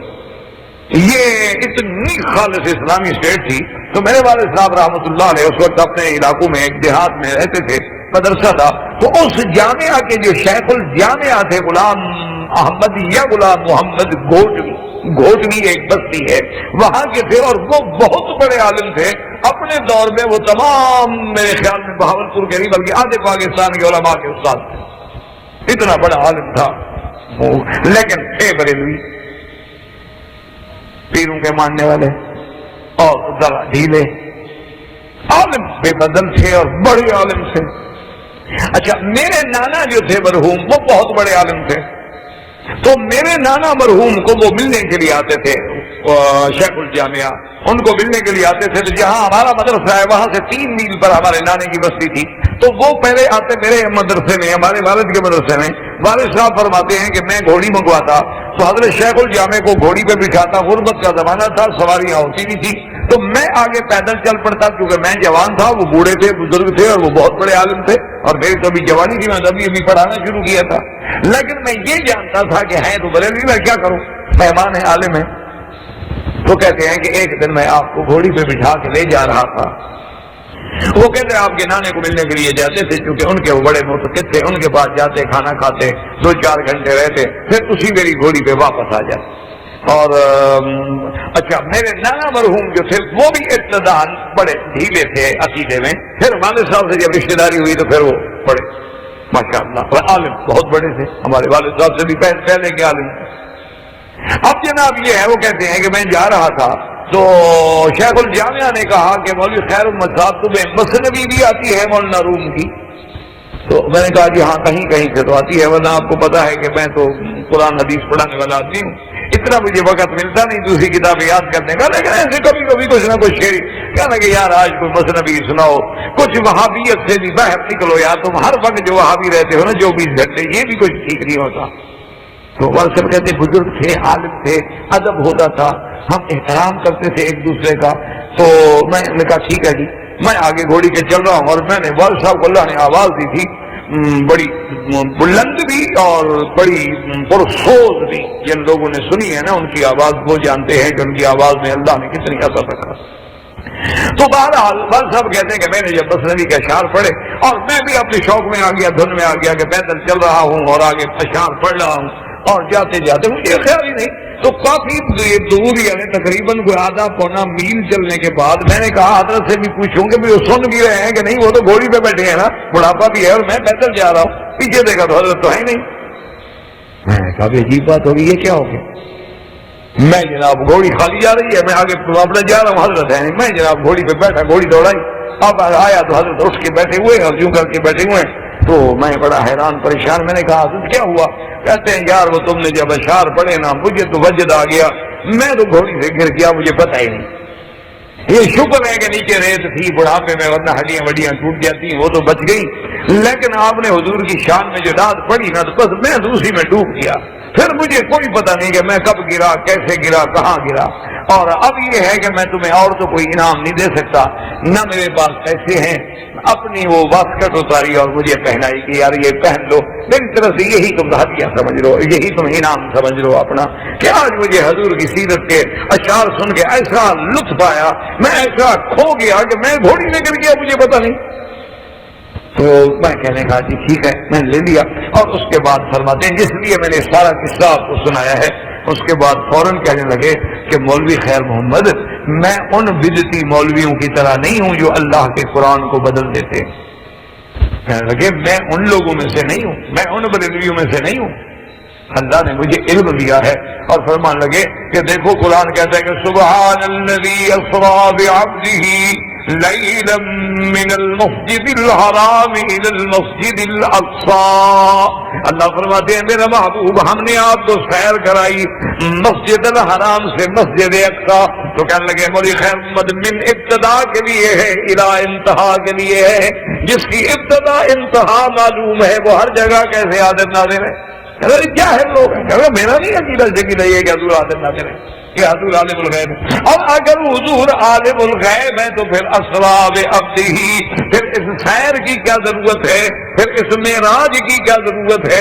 جب آپ ہر جگہ ہیں تو لنریہ من آیاتنا، کہ ہم اپنے نبی کو نشانیاں دکھلائیں گے۔ وہ کیا دکھلائیں گے؟ وہ تو ہر جگہ موجود ہے، ہر جگہ۔ اس لیے کہا کہ مولوی خیر محمد خدا پہ یقین کرو، میں ایسے جہروں والے عقیدے نہیں رکھتا کہ حضور عالم الغیب ہے یا حضور حاضر ناظر ہے۔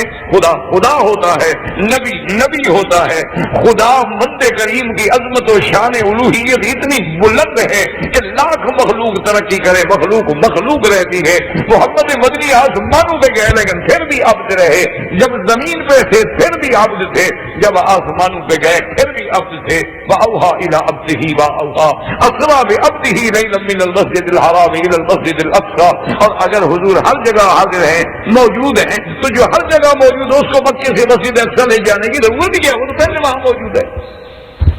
تو اسی لیے ہمارے صاحب فرماتے تھے کہ وہ لوگ، اس میں کوئی شک نہیں کہ حضور سے محبت میں، حضور کے عشق میں ضرور ڈوبے ہوئے تھے، لیکن اس کا معنی یہ نہیں کہ قرآن کے خلاف عقیدے رکھ رہے ہیں۔ یہ تو بعد میں لوگ پیدا ہوئے جن نے اللہ کے قرآن کی تحریف کر ڈالی۔ انہوں نے تو یہ عقیدہ رکھا ہوا ہے باقاعدہ کہ دنیا میں کوئی گھر نہیں جہاں حضور موجود ہیں۔ اب جناب سمجھیں تو سب سے پہلے ہم اللہ کے قرآن سے پوچھتے ہیں، تو اللہ کے قرآن کی آیت مبارک ہے۔ اصل میں ہوا یہ کہ ایک دن میرے محبوب مسجد نبوی سے اپنے گھر میں حجرہ مبارک میں تشریف لے گئے۔ کچھ لوگ باہر سے آئے جن کو حضور سے کام تھا، اور تھے بیچارے وہ عربی جنگل کے رہنے والے۔ اب ایک جنگل کا رہنے والا آدمی ہو، تعلیم نہ ہو، تو پھر آپ جانتے ہیں کہ اس کا کیا طریقہ کار ہوتا ہے۔ کئی لوگ آتے ہیں نا جی، اور جی میں نے جو آپ سے فرمایا تھا اور آپ نے کہا تھا، اس کو نہیں پتا، وہ کہتا ہے شاید میں بڑی اچھی اردو بول رہا ہوں کہ میں نے فرمایا تھا اور آپ نے کہا تھا۔ وہ اس کو سمجھتا ہے کہ فرمایا کا لفظ ادا کرنا دیا میرا کمال ہے نا، کیسا لفظ میں نے بول دیا۔ تو اس لیے وہ دیہاتی جو ہوتا ہے بیچارہ دیہاتی ہوتا ہے، عربی جو ہوتا ہے وہ عربی ہوتا ہے، جنگل کے لوگ ہوتے ہیں ان بیچاروں کو پتا تو ہوتا نہیں، حالانکہ بڑے بڑے سمجھدار بھی ہوتے ہیں۔ تو بہرحال وہ کچھ لوگ آئے تو حضور کے کمرے کے مبارک کے باہر کھڑے ہو گئے، اخرج الینا یا محمد، اخرج الینا یا محمد، محمد مصطفیٰ باہر آؤ، آوازیں دے رہے ہیں۔ عجیب بات ہے، حضور صلی اللہ علیہ وسلم تو تشریف لے آئے، لیکن اللہ نے قرآن نازل کر دیا اور اطاعت کرنا، فرمایا ان الذین ینادونک من وراء الحجرات، من وراء الحجرات اکثرهم لا يعقلون۔ میرا مدنی محمد مصطفیٰ، جو لوگ تیرے حجرے کے باہر کھڑے ہو کے تجھے پکارتے ہیں یہ بے عقل ہے۔ یہ کیا عقل ہوتی ہے؟ میرے مدنی کے دروازے کے باہر کھڑے ہو کے حضور باہر نکلو، حضور باہر نکلو، یہ کیا ادب ہے؟ وَلَوْ أَنَّهُمْ صَبَرُوا حَتَّى تَخْرُجَ إِلَيْهِمْ لَكَانَ خَيْرًا لَهُمْ وَاللَّهُ غَفُورٌ رَحِيمٌ۔ اگر یہ صبر کر کے انتظار کرتے اور حضور کے گھر کے باہر بیٹھے رہتے اور اس وقت تک انتظار کرتے حتیٰ تخرج الیہم، یہاں سے مفسرین نے لکھا ہے کہ یہ معنی بھی نہیں کہ جب حضور کمرے سے نکلے تو جا کے بات کہہ دو، نانا حتیٰ تخرج الیہم، جب اپنے کمرے سے نکلنے کے بعد حضور تمہاری طرف متوجہ ہوں، پوچھیں کہ کون ہو، کیا چاہتے ہو، پھر بات کرو۔ یہ ادب تھوڑا ہے کہ حضور گھر کے اندر وہ آگے کہو کہ نکلو باہر آؤ دائر آؤ۔ اللہ نے فرمایا جو غلطی کر چکے ہو وہ تو میں معاف کر چکا ہوں، لیکن آئندہ غلطی نہیں کرنا، خبردار۔ واللہ غفور الرحیم۔ اب اللہ کے پیغمبر نے آداب سکھلا دیے، اب اسی سے اندازہ کریں، یعنی حضور اگر اپنے حجرہ مبارک کے اندر بیٹھے ہیں تو باہر موجود نہیں ہے۔ اگر باہر موجود ہوں تو پھر اندر باہر کا مسئلہ ہی کوئی نہیں، پھر تو پکارنے کا مسئلہ ہی کوئی نہیں، پھر تو ہر جگہ حاضر ہے، ہر جگہ موجود ہے، ہر جگہ دیکھنے والے ہیں، پکارنے کا کیا مطلب ہوا؟ اچھا، اور حضور جب ہر جگہ دیکھنے والے، ہر چیز کے دیکھنے والے، تو حضور پہلے ہی آ جاتے، ان کے شور مچانے سے پہلے حضور دیکھ لیتے کہ باہر بندے کھڑے ہیں میری انتظار میں۔ تو اس کا معنی ہے کہ پیغمبر نہ ہر جگہ حاضر ہوتا ہے اور نہ ہر چیز کے ذرے ذرے کے دیکھنے والا ہوتا ہے۔ یہ کہنا جو ہے اللہ کے قرآن کے خلاف ہے کہ قرآن نے واضح کر دیا کہ اگر حجرے میں موجود ہے تو باہر نہیں۔ اچھا، اس کے بعد آپ اندازہ کریں کہ دوسری جگہ پہ اللہ کا قرآن نے نص قطعی میں فرما دیا وَمَا كُنْتَ لَدَيْهِمْ اِذْ أَجْمَعُوا أَمْرَهُمْ وَهُمْ يَمْكُرُونَ۔ اب میرا مدنی، جب یوسف علیہ السلام کے بھائی مل کے مشورہ کر رہے تھے کہ یوسف علیہ السلام کو قتل کر دیں، یوسف علیہ السلام کو باپ سے دور کر دیں، اور کچھ کہہ رہے تھے قتل نہ کریں بلکہ کسی ویران کنویں میں ڈال دیں، اور میرا محبوب جب وہ یہ تدبیریں کر رہے تھے، جب وہ یہ سوچ رہے تھے، آپ وہاں موجود نہیں تھے۔ وَمَا كُنْتَ لَدَيْهِمْ، آپ یوسف کے بھائیوں کے پاس موجود نہیں تھے۔ اِذْ أَجْمَعُوا أمرهم وهم يمكرون کہ یوسف علیہ السلام کے بھائی ہیں اور بھائی کے قتل کا مشورہ ہو رہا ہے. اللہ کی شان. اللہ اکبر. اسی طرح پرانے دور کی بات ہے، بھٹو صاحب کا دور تھا اور شورش کاشمیری بہت بڑا ایک مجاہد، ایک صاحب یعنی علم، خطیب، ادیب، لبیب اور بڑا ہی شجاع جرأت والا آدمی، جس نے شاہ جی رحمۃ اللہ علیہ اور مولانا ظفر علی خان رحمۃ اللہ علیہ، ابوالکلام رحمۃ اللہ علیہ بڑے لوگوں کی تعلق نبھایا ہو. تو بہرحال وہ بھٹو سے اختلاف ہوا، پھر صلح ہو گئی. کسی نے اس کو بتلا دیا تھا بھٹو صاحب کو کہ یہ ان لوگوں کا خادم ہے جو جھکنا نہیں جانتے. یہ شورش جو ہے یہ تو ان لوگوں کا خادم ہے کہ یہ ٹوٹ تو سکتے ہیں لیکن جھک نہیں سکتے. ٹوٹ جائیں یہ ہو سکتا لیکن جھکیں گے. تو اس نے کہا کہ اس نے تو لکھ لکھ کے ہمارا ناک کا بند کر دیا ہے. صاحب قلم تھا، اس کی قلم کا مقابلہ کرنا کوئی آسان نہیں تھا. تو انہوں نے کہا کہ اس کی ایک کمزوری ہے. انہوں نے کہا کہ وہ کیا کمزوری؟ انہوں نے کہا اس کے گھر میں کوئی چلا جائے نا تو پھر سارے قصے ختم، پھر وہ ہر چیز بھول جاتا ہے. بھی میرے پاس آ گیا بس جھگڑا ختم. شریف آدمی کا کام نہیں ہوتا ہے کوئی دروازے پہ آ جائے تو بات تو ختم ہو گئی. تو بھٹو کو جانا پڑا اس کے گھر، اتنا مجبور ہو گیا تھا. تو بہرحال انہوں نے کہا کہ بھٹو صاحب آپ میرے گھر میں ایسے نہیں آئے، آپ نے میری تاریخ پڑھی ہے اور آپ نے میرے بارے میں بڑے اچھی طرح سے، بڑے مقصد ہے کہ بڑے ڈیپ پہلوؤں سے معلومات حاصل کیے ہیں کہ یہ میری کمزوری ہے کہ کوئی شریف آدمی میرے گھر، آپ میرے گھر میں آ گئے ہیں، آج کے بعد جنگ ختم، تم گلے سے مل گئے، سارا گلا جاتا رہا، بات ختم. تو چائے وائے پیش کی. ملنگ آدمی سے کلندر آدمی نے اس کے پاس تھا کیا، وہ بھی پتہ نہیں نمک کی پلائی ہوگی یا چینی کی پلائی ہوگی. تو جب جانے لگے تو بھٹو صاحب نے کہا کہ دیکھیں شورش صاحب، آج کے بعد میں تمہارا بھائی ہوں، تم مجھے پی ایم نہیں سمجھنا.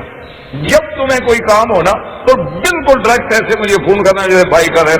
اور نے کہا جناب میں بھائیوں سے پہلے ہی ڈرا ہوا ہوں کہ نبی کے بھائیوں نے بھی کبھی وفا نہیں کی. یوسف علیہ السلام کے ساتھ کیا کیا تو وہ بھی بھائی، پتہ نہیں آپ کون سے بھائی بنیں گے. پھر انہوں نے کہا جی بھائیوں کا تو میں پہلے چلا ہوا. تو بہرحال آپ کا اتنا اچھا ہے کہ آپ میرے گھر. تو اس لیے اللہ فرماتا ہے کہ جب وہ تدبیریں کر رہے تھے تو آپ وہاں موجود نہیں تھے. کیا مانا وہاں حاضر ناظر نہیں؟ مما کنت لدیہم. جب قرآن اتنا کہتے کہ آپ نہیں تھے اور ہم کہیں کہ نہیں ہر جگہ ہیں تو پھر باقی ایمان رہے گا کیا؟ اچھا اب ایک جگہ بھی نہیں، قرآن دوسری پھر تیسری جگہ کہتے ہیں وما کنت لدیہم اذ یلقون اقلامہم ایہم یکفل مریم. میرا بدنی جب بھی مریم کے لیے قرآن نازل ہو رہی تھی آپ وہاں بھی موجود نہیں تھے. وما كنت بجانب الغربی اذ قضینا، اور جانب غربی میں بھی آپ موجود نہیں تھے. وما كنت بجانب الطور، اور جب ہم نے موسیٰ علیہ السلام پر طور پہ بات کی تو آپ وہاں بھی موجود. اب قرآن کہتا ہے کہ موجود نہیں تھے. اب جناب احادیث رسول اللہ کو دیکھیں، صحیح بخاری مسلم کا واقعہ. ایک صحابی ہے حضور صلی اللہ علیہ وسلم کے، حضرت زید ان کا نام ہے. وہ کہتے ہیں کہ میں اتفاق سے بیٹھا ہوا تھا کہ عبداللہ ابن ابی رئیس المنافقین جو تھا، جو مدینہ منورہ میں یہ منافقوں کا سب سے بڑا سردار تھا اور سب سے بڑا دشمن تھا محمد رسول اللہ صلی اللہ علیہ وسلم. اچھا اللہ کی شان ہوتی. ان کا بیٹا اس کا نام بھی عبداللہ ہے، تو اس کا نام بھی عبداللہ ابن عبداللہ ابن ابی. اچھا بیٹا جو ہے وہ سب سے بڑا عاشق ہے محمد مصطفیٰ، کھڑا اندر باہر سے ہیرا. ایک دن آیا حضور کی خدمت پہ، حضور پانی پی رہے تھے تو کہنے لگا کہ یا رسول اللہ لو اب کہتا یہ تھوڑا سا پانی اگر گلاس میں بچا دیں تو آپ کی بڑی مہربانی ہوگی، میں اپنے ابا کو پلاؤں گا، شاید اللہ اس کا اندر صاف کر دے. آخر بیٹا ہے نا، باپ کا احساس تو ہے. تو حضور پاک نے وہ پانی دے دیا اور وہ لے آیا تو اپنے باپ سے کہنے لگا کہ یہ پانی پی لو. اس نے کہا کیا بات ہے کوئی خاص؟ اس نے کہا کہ یہ حضور کا بچا ہوا پانی ہے جو حضور صلی اللہ علیہ وسلم نے پیا ہے نا، میں تمہارے لیے لے کے آیا ہوں تاکہ تمہارا جو دل ہے نا اللہ اس کو صاف کر دے. تمہاری حضور صلی اللہ علیہ وسلم کے بارے میں جو میل ہے، کدورت ہے، وہ دھل جائے. تو وہ بدبخت کتنا بد زبان تھا، کہنے لگا لو جئتنی ببول امک لاطہر منھا، کہ تم اگر اپنی ماں کا پیشاب لے آتے نا وہ زیادہ بہتر تھا. نعوذ باللہ اس سے. یعنی اتنا بڑا دشمن ہے وہ کبھی. تو بہرحال اس نے اپنی میٹنگ کی، جماعت بلائی، بڑا واقعہ ہے تفصیل کا، بہرحال اس کا خلاصہ یہ ہے، کہنے لگا کہ دیکھو یہ تم لوگوں نے مکے والوں کو سر پہ چڑھا دیا کہ وہ مدینے سے آئے مہاجر تھے، ان کے پاس کھانے کو کچھ نہیں تھا، تم لوگوں نے گھر دے دیے، تم لوگوں نے ان کو بھائی بنا لیا، اور تم لوگوں نے یہ کیا، تم لوگوں نے یہ کیا۔ تو اب یہ ہے کہ جب ہم مدینے میں واپس جائیں نا، بھائی اتفاق کر دو، ایک ڈھیلا خرچ نہ کرو ان پر، ایک پیسہ خرچ نہ کرو ان پر۔ اللہ کے قرآن میں کہ لا تنفقوا علی من عند رسول اللہ حتی ينفضوا، جو میرے مدنی کے ساتھی ہیں صحابہ ہیں ان پہ کچھ خرچ نہ کرو۔ اچھا یہ منافقین کو ہمیشہ یہی خیال رہا ہے کہ جب مخلصین پہ خرچ نہیں ہوگا تو یہ لوگ ٹوٹ جائیں۔ آج بھی دشمن یہی چاہتا ہے کہ یہ جو مولوی ہیں نا مسجدوں والے، مدارس والے، دین والے، ان پہ خرچ نہ کرو، ان کو پیسے دو گے تو ہم پکڑیں گے، پوچھیں گے کیوں دیا، جب نہیں دو گے یہ تو بھاگ جائیں گے، یہ تو روٹی کے لیے پڑے ہوئے مسجدوں میں، ایسے تھوڑے پڑے، یہ مدرسے میں پڑھنے تھوڑے آئے، ان کو کپڑا ملتا ہے، صابن ملتا ہے، روٹی ملتی ہے، اس کے بعد جناب تعلیم ملتی ہے، پھر مولوی صاحبان ان کو جنت جہنم کے فلسفے پڑھاتے ہیں، اور یہ جا کے لوگوں سے ٹکرا جاتے ہیں، کام کیا مفت کا کام ہے، پڑھ رہے ہیں، والدین تنگ ہوتے ہیں، جن کے 5-8 بچے ہیں ان کو روٹی کھا نہیں سکا، وہ کہہ رہے چلو جی مدرسے میں ڈال دو، کھانا بھی ملے گا، روٹی بھی ملے گی، کپڑے بھی ملیں گے، اور یہ بھی کہا جائے گا کہ میرا بچہ دین پڑھ رہا ہے۔ وہ کہتے ہیں بس جب ان کو روٹی نہیں ملے گی، چندہ نہیں ملے گا، بھاگ جائیں۔ یہ پرانا خیال ہے، آج کا نہیں ہے، یہ حضور کے زمانے میں بھی یہی خیال ہے، یہودی اس وقت بھی یہی کہتے تھے کہ لا تنفقوا علی من عند رسول اللہ حتی ينفضوا، کہ ان پہ خرچ نہ کرو، یہ خود بخود ٹوٹ کے بھاگ جائیں گے۔ اللہ نے فرمایا جاہلو کیا کہہ رہے ہو، وَلِلَّهِ خَزَائِنُ السَّمَاوَاتِ وَالْأَرْضِ وَلَكِنَّ الْمُنَافِقِينَ لَا يَفْقَهُونَ، یہ آسمانوں اور زمینوں کے خزانوں کا تو میں مالک ہوں، تم نہیں دو گے تو کیا ہو گیا، میں خزانے کھول دوں گا، تم نہیں دو گے تو کیا ہو گیا۔ وَلِلَّهِ خَزَائِنُ السَّمَاوَاتِ وَالْأَرْضِ وَلَكِنَّ الْمُنَافِقِينَ لَا يَفْقَهُونَ، تم سمجھتے ہو کہ بینک ہمارے پاس ہے، اقتصادی قوت ہمارے پاس ہے، دولت ہمارے پاس ہے، سرمایہ ہمارے پاس ہے، ٹیکنالوجی ہمارے پاس ہے، یہ مسلمان فقیر داڑھی والے جن کو داڑھی کے لگانے کا تیل بھی نہیں ملتا ہے، یہ ان کی کیا حیثیت ہے، یہ کیا ہے۔ اللہ نے فرمایا نانا تم نہیں جانتے ہو، میں جب عزت دینے پہ آیا، میں جب خزانے دینے پہ آیا تو میں پھر صحرا میں بھی اپنی دولت اظہار کر سکتا ہوں، میں قادر ہوں۔ تو اب جناب یہ ہے کہ اچھا دوسرا اس نے کیا کہنے لگا کہ لَئِن رَّجَعْنَا إِلَى الْمَدِينَةِ لَيُخْرِجَنَّ الْأَعَزُّ مِنْهَا الْأَذَلَّ، کہ جب ہم مدینے میں واپس لوٹ جائیں گے تو ہم طاقت والے ہیں، یہ مسلمان کمزور ہیں، اعز مانا قوت والے، اذل مانا کمزور، یہ ہمارے معنی میں نہیں ہوتا ذلیل، جیسے ہم کہتے ہیں ذلیل آدمی ہے جی، مانا عربی میں ذلیل کہتے ہیں کمزور، ضعیف، کہ ہم کبھی ہیں اور ان کو نکالتے ہیں جی مدینے سے، کیا ہمارے سروں پہ چڑھ گئے۔ تو صحابی کہتے ہیں جب میں نے اس کی یہ باتیں سنی حضور کے خلاف، میں نے چاچا سے کہا کہ عبداللہ ابن ابی تو آج ایسے ایسے بکواس کر رہا ہے حضور کے خلاف، صحابہ کے خلاف۔ میرے چاچا نے جا کے حضور سے کہہ دیا کہ عبداللہ ابن ابی نے اس قسم کی بد کلامی کی۔ میں نے کہا اچھا ٹھیک۔ تو حضور باغ نے حکم دیا بلاؤ عبداللہ ابن ابی کو۔ عبداللہ ابن ابی فرمایا لما شتمتنی، کیوں گالیاں دی تم نے، کیوں ایسی بات کہا؟ کہا واللہ یا رسول اللہ، خدا کی قسم میں اور آپ کے خلاف بات، حضور میں اور آپ کے خلاف بات، لا الہ الا اللہ، خدا کی قسم میں حضور تو غلام ہے آپ کے۔ اس لیے علماء نے لکھا ہے جو بہت قسمیں کھائے نا سمجھو سب سے بڑا جھوٹا ہے۔ کل حلاف مہین حماد مشاء بنمیم، ہر بات پہ قسم قسم قسم قسم، آنا جھوٹ بولتا ہے، کیسے کہا اس کو قسم کھاؤ؟ تو جب اس نے قسم کھا لی تو اب آگے سنے، بخاری و مسلم کے لفظ ہیں، کہتا ہے کہ حضور نے مجھے بلایا اور جانچا، اور کہتے ہیں فَكَذَّبَنِي فَصَدَّقَهُ، حضور نے مجھے جھوٹا کہا کہ تم جھوٹ بول، اور اس کو سچا قرار دیا کہ عبداللہ ابن ابی ٹھیک کہتا ہے۔ کہتا ہے خدا کی قسم میرے تو پاؤں کے نیچے زمین نکل گئی کہ اللہ کے نبی نے مجھے جھوٹا کہہ دیا تو پوری دنیا میں میرا سچ ختم ہو گیا، پھر کون مجھے سچا مانے گا جب حضور مجھے جھوٹا کہتے ہیں۔ کہتا ہے میں نے گھر سے نکلنا چھوڑ، کیسے نکلوں کہ صحابہ کو کیسے منہ دکھاؤں کہ ایک بندے نے حضور کے سامنے جھوٹ بولا ہے۔ کہتے ہیں کہ میں اسی غم میں ڈوبا ہوا تھا کہ اللہ نے سورۃ المنافقون نازل کی اور اللہ نے قرآن نازل کیا کہ میرا مدنی تیرا صحابی سچ کہتا ہے، عبداللہ ابن ابی نے سب کچھ کہا ہے، محمد پاک تیرے صحابہ تو سچے ہیں، وہ تو عدول ہیں، وہ تو صدوق ہیں، ان کو تو ہم نے چن چن کے تیرا صحابی بنایا ہے نا، ان کو تو ہم نے بالکل امتحانوں میں کٹھالیوں میں ڈال ڈال کے نفتح اللہ قلوبہم للتقوی، اور ہم نے تیرے لیے چن لیا ہے، وہ سچا ہے۔ حضور نے مجھے بلایا، کہا مبارک ہو، ان اللہ صدقک من فوق العرش، اللہ نے عرش سے تیری صداقت کا پروانہ نازل کر دیا۔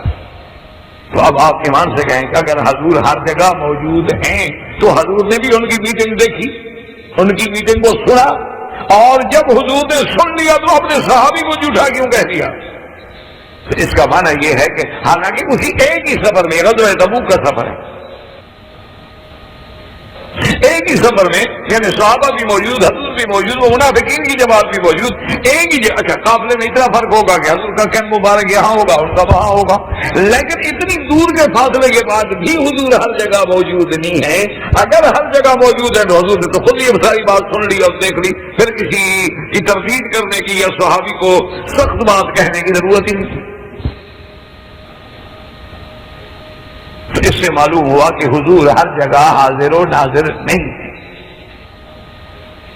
اسی طرح دیکھیں، وہ بھی اسی سفر کا واقعہ ہے کہ کچھ لوگوں نے مدینہ منورہ میں، وہ بھی یہود کی سازش تھی، منافقین اور یہود کی سازش تھی کہ انہوں نے جناب مدینہ منورہ میں ایک مسجد بنائی، اور مقصد ان کا کیا تھا مسجد بنانے سے؟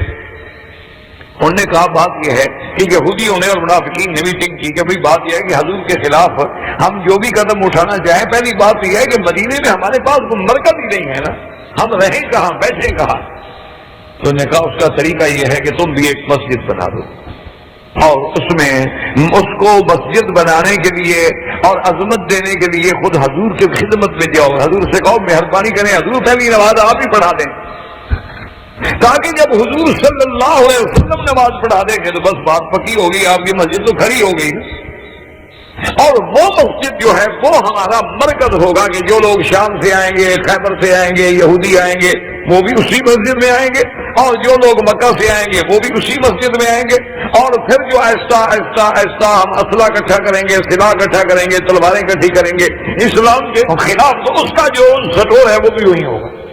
انہوں نے کہا ٹھیک ہے مسجد، اچھا پیسہ تو ہوتا ہے یہودیوں کے پاس، مسجد بن گئی۔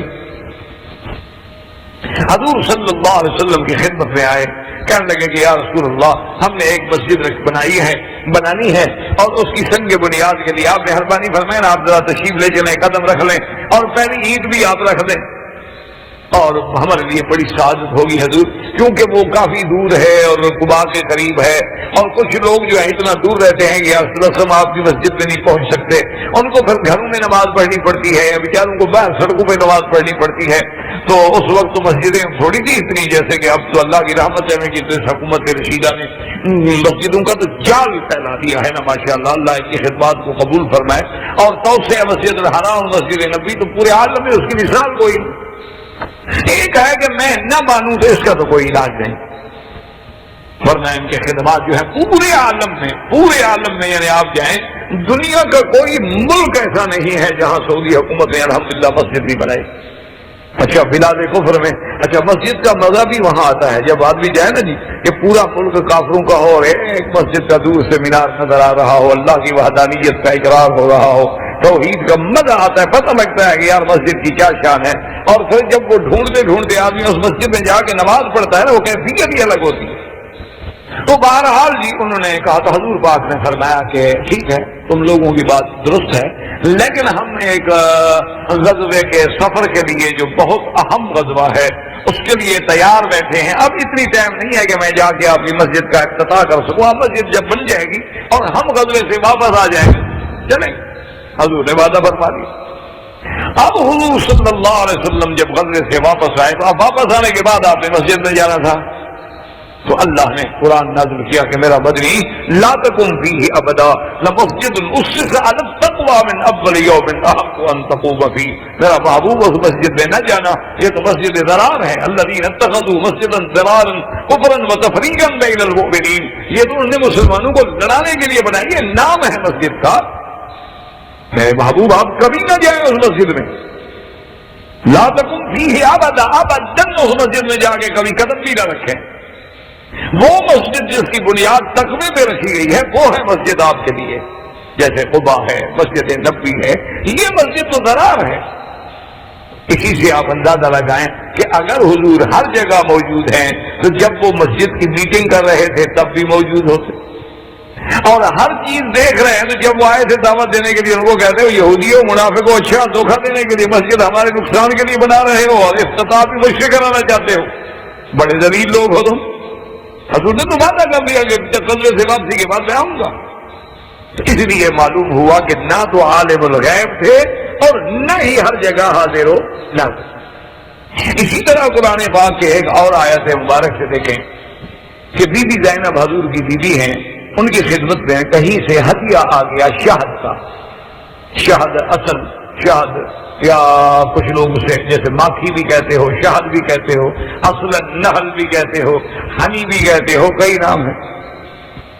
تو بہرحال یہ ہے کہ وہ جب ان کی خدمت میں آیا تو حضور صلی اللہ علیہ وسلم کی عادت مبارک تھی کہ عصر کی نماز کے بعد آپ کسی بیوی کے گھر میں تشریف لے جاتے، وہاں 5 منٹ 10 منٹ بیٹھ جاتے، خیریت پوچھ لیتے، اس کے بعد پھر دوسری بیوی کے گھر میں چلے جاتے، خیریت پوچھ لیتے، پھر رات جہاں جس بیوی کا نمبر ہوتا اس گھر میں گزارتے. لیکن پوچھنے ملنے کے لیے سب گھروں میں 5 10 10 15 منٹ کے لیے تشریف لے جاتے تاکہ خیریت پوچھنے، کوئی تکلیف ہے، کوئی دکھ ہے، کوئی سکھ ہے.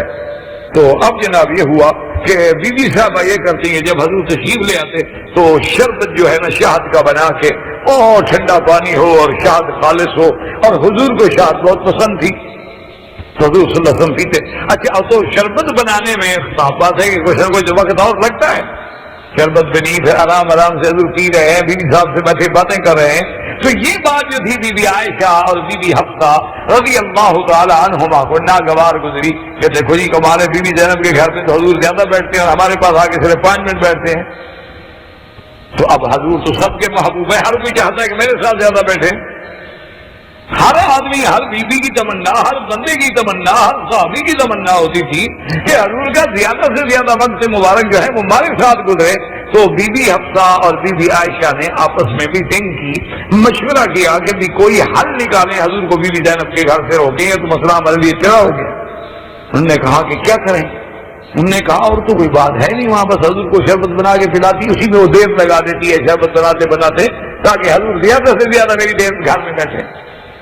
تو ایسا کرتے ہیں کہ اگر حضور صلی اللہ علیہ وسلم تیرے گھر میں آئیں تو کہنا کہ رسول اللہ آج مجھے کچھ ہوا سی معلوم ہو رہی ہے آپ کے دہن مبارک سے، کیونکہ حضور کو ہوا جو ہے رائحہ کریحہ جو ہے وہ تو بالکل پسند نہیں نا.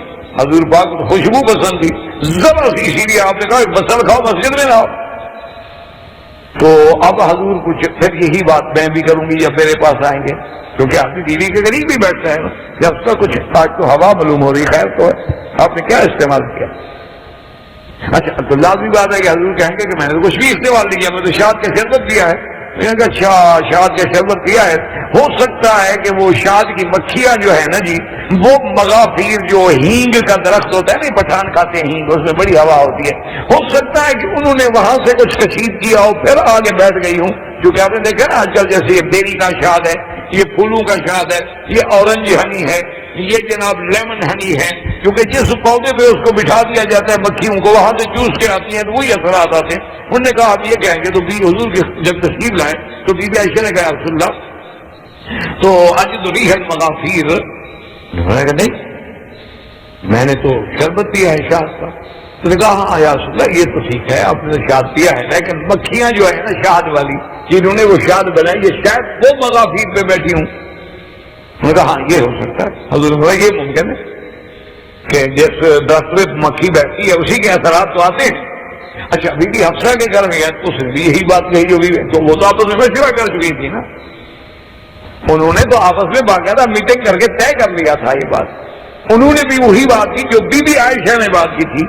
تو حضور غصے میں آ گیا، آپ نے فرمایا اچھا یہ باہر کرنے کی بات نہیں ہے.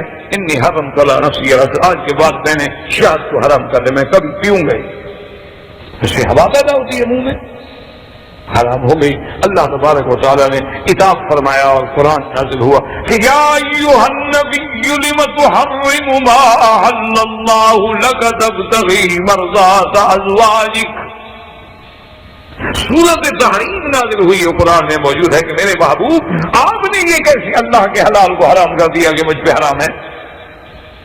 شہد ہم نے حلال کی ہے، نعمت ہے میری، شفا ہے، آپ نے کیسے کہہ دیا کہ مجھ پہ حرام ہے آج کے بعد شہد؟ صرف اپنی بیویوں کو راضی کرنے کے لیے؟ یہ کیا بات ہوئی؟ آپ نے ایسے کیوں کیا؟ یعنی عتاب ہو گیا. اب آپ ایمان سے کہیں کہ اگر حضور ہر جگہ حاضر و ناظر ہیں تو کیا بی بی عائشہ اور بی بی حفصہ جب میٹنگ کر رہی تھی تو حضور موجود تھے اور حضور دیکھ رہے تھے؟ اور اگر موجود تھے اور دیکھ رہے تھے تو پھر بھی اللہ کے عتاب کا انتظار ہوتا کہ بھائی آئے میرے عتاب ہو.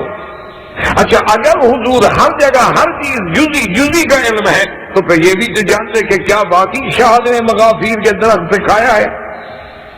اور پھر سرکار دو عالم کے منہ مبارک میں تو کوئی ریحا کریحا پیدا ہو ہی نہیں سکتی. اللہ نے تو ان کو بنایا ہی پاک ہے.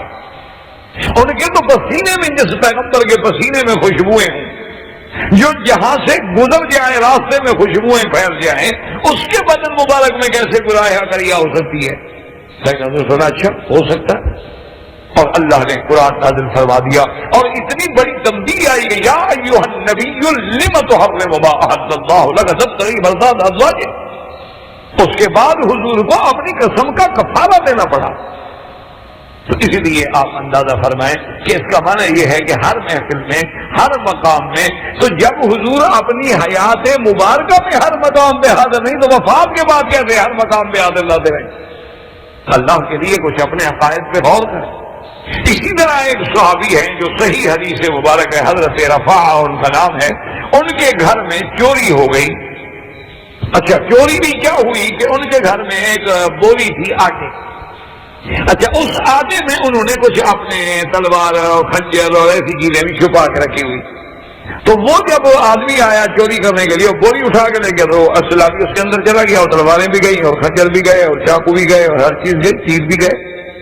اچھا آدمی بڑا چور جو ہے بڑا سمجھدار تھا، اس کا نام تھا بشیر اور وہ منافق. اس نے یہ کیا کہ اس رفاعہ کا جن کے گھرانے کے ساتھ جھگڑا تھا اس کے گھرانے کے قریب جا کے تھوڑا تھوڑا آٹا گرا دیا. چور تو چور ہوتا ہے نا، وہ تو صاحب فن ہوتا ہے.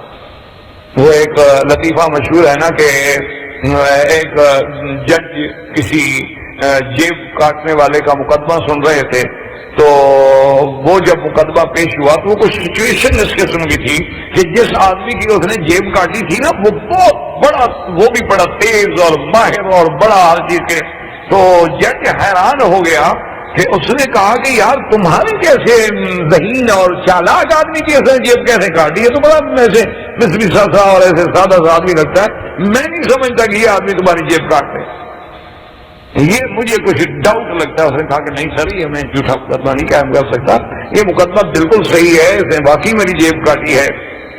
اور اتنے اس نے کہا کہ کمال ہے یار، تمہارے دفتر میں تمہارے چپراسی ہیں، نوکر ہیں، آگے پیچھے پہرا ہے، انتظامات ہیں، تمہاری اجازت کے بغیر کوئی بندہ کمرے میں داخل نہیں ہو سکتا. یہ کیسے داخل ہو گیا؟ جیب کاٹ کے تمہارا سامان نکال کے چلا گیا، تمہیں پتہ بھی نہیں لگا. اس نے کہا جی میں بہرحال آپ کو پتا ہے کہ میں جھوٹ نہیں بولتا. تو جج نے اس ملزم کو دیکھا اور کہا کہ دیکھو بات سنو کہ اگر تم مجھے وہ صحیح طریقہ واردات بتا دو نا کہ تم نے اس کی جیب کیسے کاٹی اور کیسے وہاں پہنچے تو میں تمہیں چھوڑ دوں گا. صرف یہ بتا دو کہ کمال تم نے یہ کیسے کیا ہے. انہوں نے کہا سرکار اگر کمال پوچھنا ہے تو پہلے آپ اپنی جیب تو سنبھالیں. انہوں نے کہا کیا مطلب؟ انہوں نے کہا سر پھر اگر میرا فن ہی دیکھنا ہے تو پہلے اپنی جیب دیکھنا ہے کہ آپ کا بٹوا آپ کی جیب میں یہ ہے، آپ کا بٹوا میرے پاس. انہوں نے کہا یہ بھی میں نے چڑھا ہے. تو جج نے کہا یار باقی تم نے کمال کر دیا ہے، اگر مجھے اقرار نامہ لکھ کے دے دو کہ آئندہ نہیں کرو گے تو میں چھوڑ دوں گا. انہوں نے کہا حضرت جب ہاتھ پہ اعتبار نہیں تو زبان پہ کیا اعتبار رکھتے ہیں؟ میں دکھائی دیتا ہوں میں نہیں کروں گا. تو بارہ ہے تو لطیفہ اللہ عالم، یعنی وہ حقیقت بھی ہے کہ نہیں ہے یہ تو خدا جانتا ہے، لطائف ہے. تو بہرحال اس نے ایسا کیا کہ جی وہاں آٹا گراتا گیا اور صبح کو شکایت ہو گئی. انہوں نے کہا جی وہ جن کے گھر کے آگے آٹے کے نشان دیکھیے ہمارے چور ہیں. حضور کو شکایت ہوگی، حضور صلی اللہ علیہ وسلم ان کو ڈال کہ تم نے چوری کی۔ اب جناب چلتے چلتے چلتے چلتے مسئلہ حل ہی نہ ہو، حضور پاک نے بھی ان غریبوں کو چور بنا دیا جن کے گھر کے آگے آٹا پڑا تو چوری کرنے والا بشیر منافق ہے۔ اچھا کچھ لوگ آئے، انہوں نے کہا کہ یا رسول اللہ یہ جن گھروں پہ الزام لگایا جا رہا ہے یہ تو بالکل شریف لوگ ہیں، یہ تو کبھی چوری کا سوچ ہی نہیں سکتے۔ اصل چوری کرنے والا جو ہے وہ بشیر نامی ایک شخص ہے، اس نے چوری کی ہے، یہ چلاکی کی لگا کہ نہیں، اس کے خلاف کیا ثبوت ہے تمہارے پاس؟ ان کے گھر کے آگے تو آٹا پڑا ہوا ہے۔ اللہ نے قرآن إنا أنزلنا إليك الكتاب بالحق لتحكم بين الناس بما أراك الله ولا تكن للخائنين خصيما۔ اللہ نے فرمایا میرا مدنی ہم نے آپ کی طرف قرآن اتارا، کتاب اتاری تاکہ لوگوں کے درمیان انصاف سے فیصلہ کریں، آپ غلط لوگوں کی طرف سے تو جھگڑا نہ کریں کہ وہ چور ہے آپ ان کی صفائی دے رہے ہیں اور جو بے گناہ ہے آپ ان کو چور بنا رہے ہیں۔ واستغفر اللہ، اللہ سے معافی مانگی، آپ نے کیا کیا ہے آپ؟